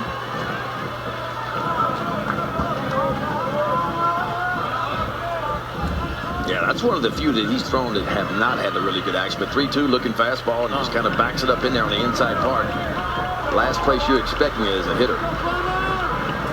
Owen Cobb, the batter. First pitch swinging, popped up toward first. And Blake Burke. Tennessee's 1 out away from staying alive. The Vols have not won a game at the Men's College World Series since 2001. Everyone thought last year they'd be here. got here as the team after the team, as we so often see.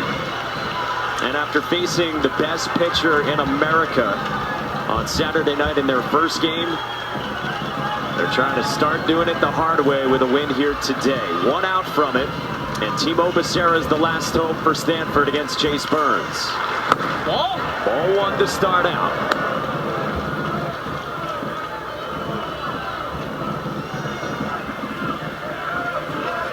Chase Burns has matched Todd Helton for the most strikeouts by a Tennessee pitcher in a College World Series game.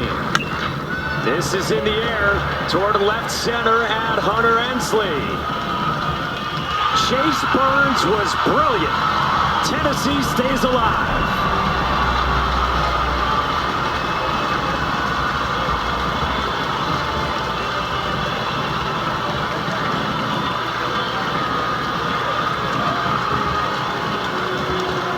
Chase Burns is the first reliever to throw 6 scoreless innings in a men's college World Series game since 1997. Stanford's Jeff Austin. He was incredible.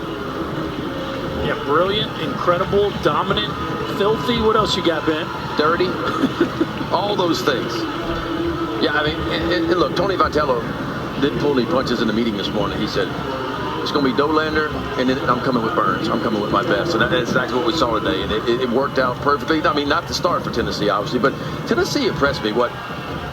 For a team that bangs it out of the ballpark, and most of their runs come via the home run, they had 1 extra base hit today. 13 hits, 12 singles, and 1 double. And so they found a way in some big moments. I felt like they made some really good adjustments during the game when they pushed Quinn Matthews out of the ball game. But they showed you they can win a little bit differently than what they have for most of the season, you know. And again, they got themselves in a similar situation in Super Regional, got down 4-0, but they've been there before. And they knew they were bringing in their guy that was going to stack some zeros, and he began to do that, and that offense got involved in a little bit different way with some good at-bats for Tennessee today. Back-to-back weeks facing elimination. They were down 4-0 to Tanner Hall of Southern Miss and 4-0 to Quinn Matthews, and they are alive to tell about it. And that's a ton of credit to the bullpen, who's Chase Dolander last week, but today Chase Burns. And the offense has won in different ways. And as you just documented so well, Ben, that's a big development for this team, because that was the question for this team coming in, was everybody knew they could pitch. Could they play offensive baseball in a day where the ball's not getting out of the ballpark? And they proved that today. Yeah, and look, for me, they started off 0 for 4. They squandered a couple nice opportunities to Tennessee early in this ball game. Started off 0 for 4 runners in scoring position, but end up 4 for 10. And so they made some big strides in the middle part of this ball game. And Tennessee, I mean, we talked about it. To me, there was a couple teams that could get the loser's bracket and come all the way back through it. Wake Forest was one of it with the deepest pitching staff, one of them, and the best ERA in the country. Tennessee was the other one. We felt like in this field that if they got in the loser's bracket, had plenty of ammo in the bullpen to make a comeback. And I think Tennessee is still very much in this College World Series. And on the flip side, heartbreak for Stanford.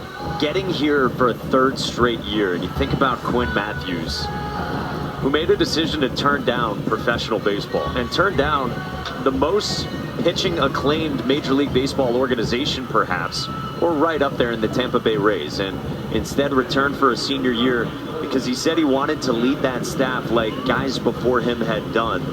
And Stanford had a ball drop out of the sky and magically get them here with so much excitement last weekend in Palo Alto. They run into some premium first-round arms here into this one today. And one of those guys is Chase Burns. He's down on the field with Danny Wexelman. Mike, thank you so much. Chase, we have seen so much emotion from you in this postseason, but you walked off that mound calmly. What is the difference in this game? Yeah, you know, I think excitement comes in all different shapes and sizes and forms.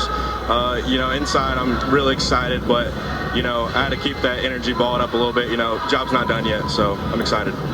What's been your favorite part about getting to come out of the pen instead of starting games later this season? I guess I would say the energy, you know, just getting your mind ready when you step out of those gates.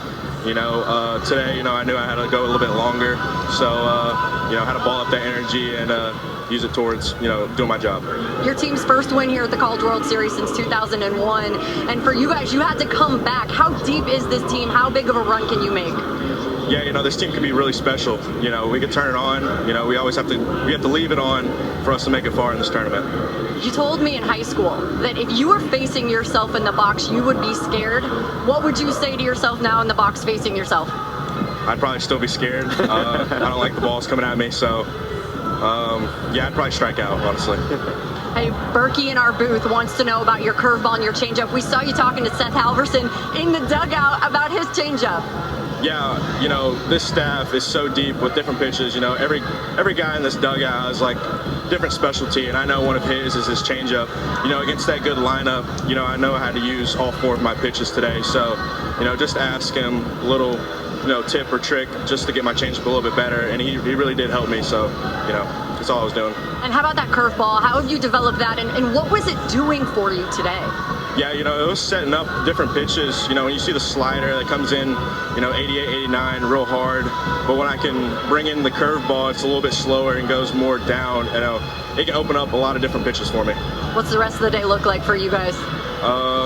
Celebrating a little bit and then moving on. Probably going to go get something to eat and sleep the rest of the day. Chase, congratulations. Thank you. Thank you. Guys.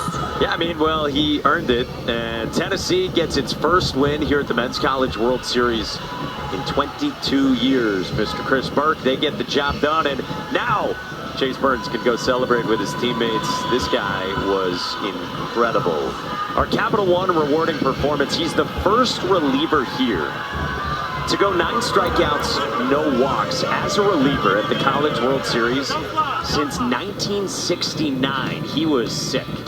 Yeah, I don't know what to say about it. I mean, this is some dominant stuff. We saw the fastball up to 101. He was down when he needed to be. He rode the ball up in the zone when he needed to be, and that slider was one of the best sliders that we have seen really in a long time. It had some late action, and then he started working a little bit of a curveball. He threw some really nice changeups. So you're talking about elite 4-pitch mix. Not just a 4-pitch mix, but I thought all 4 of his pitches were plus pitches. And, you know, he's the MVP of this because he came in here and stacked some zeros and gave this Tennessee offense a chance to climb back in, and that's exactly what they did. He has now thrown 11 1/3 consecutive scoreless innings. Tennessee moves on. They stay alive. They play tomorrow night against whoever loses between Wake Forest and LSU. Still coming tonight. And they're going to get to throw Drew Beam tomorrow. Yep. And then remember also, Chase Dolander only threw 58 pitches in this game. And Chase Burns only threw 73 as well. So for a team that lost its first game, I don't know if you could be in a better position than them. Yeah, Andrew Lindsey did throw a ton of pitches in their first game on Saturday, right? And everybody else they used after that certainly didn't get overused. The Tennessee baseball team has plenty of options to go to tomorrow night. What they got their hands full with is whichever team doesn't get it done tonight is as good as any team here, right? And so the one thing Tennessee knows is they've got firepower in the bullpen. The question will be, can this offense continue to roll? Because when that offense plays like that, and you pair that with the pitching that we always know they have, now you got a real contender. Well, I think it was important for them to win the way they won today. And we touched on so many home runs, so many runs scored by hitting the long ball, and only 1 extra base hit today. So I think that's a boost for the offense to say, you know, we can win. We can play small ball too. We can hit singles. We can figure out ways to win ball games. Of course, they're going to hit home runs. I mean, they're going to hit their share of home runs. Difficult day today with the wind blowing in, but 13 base hits, 12 singles for Tennessee. That's not like them, but it still nets a 6-4 victory. Well, the bracket now looks like this. We're down to 6 teams. Hats off to Stanford after getting here for a 3rd straight year. So we got 3 left on each side. The winners from each of these brackets, of course, emerge to meet in a best-of-3 final that starts on Saturday. And how about that game coming tonight at 7 o'clock Eastern time on ESPN? The only 2 teams that have been ranked first in the country at any points. Heartbreak on one side and jubilation and some history on the other for Tennessee. They scored 6 unanswered to get the Vols' first win in Omaha since 2001. Come on back. We'll look ahead to tonight's showdown.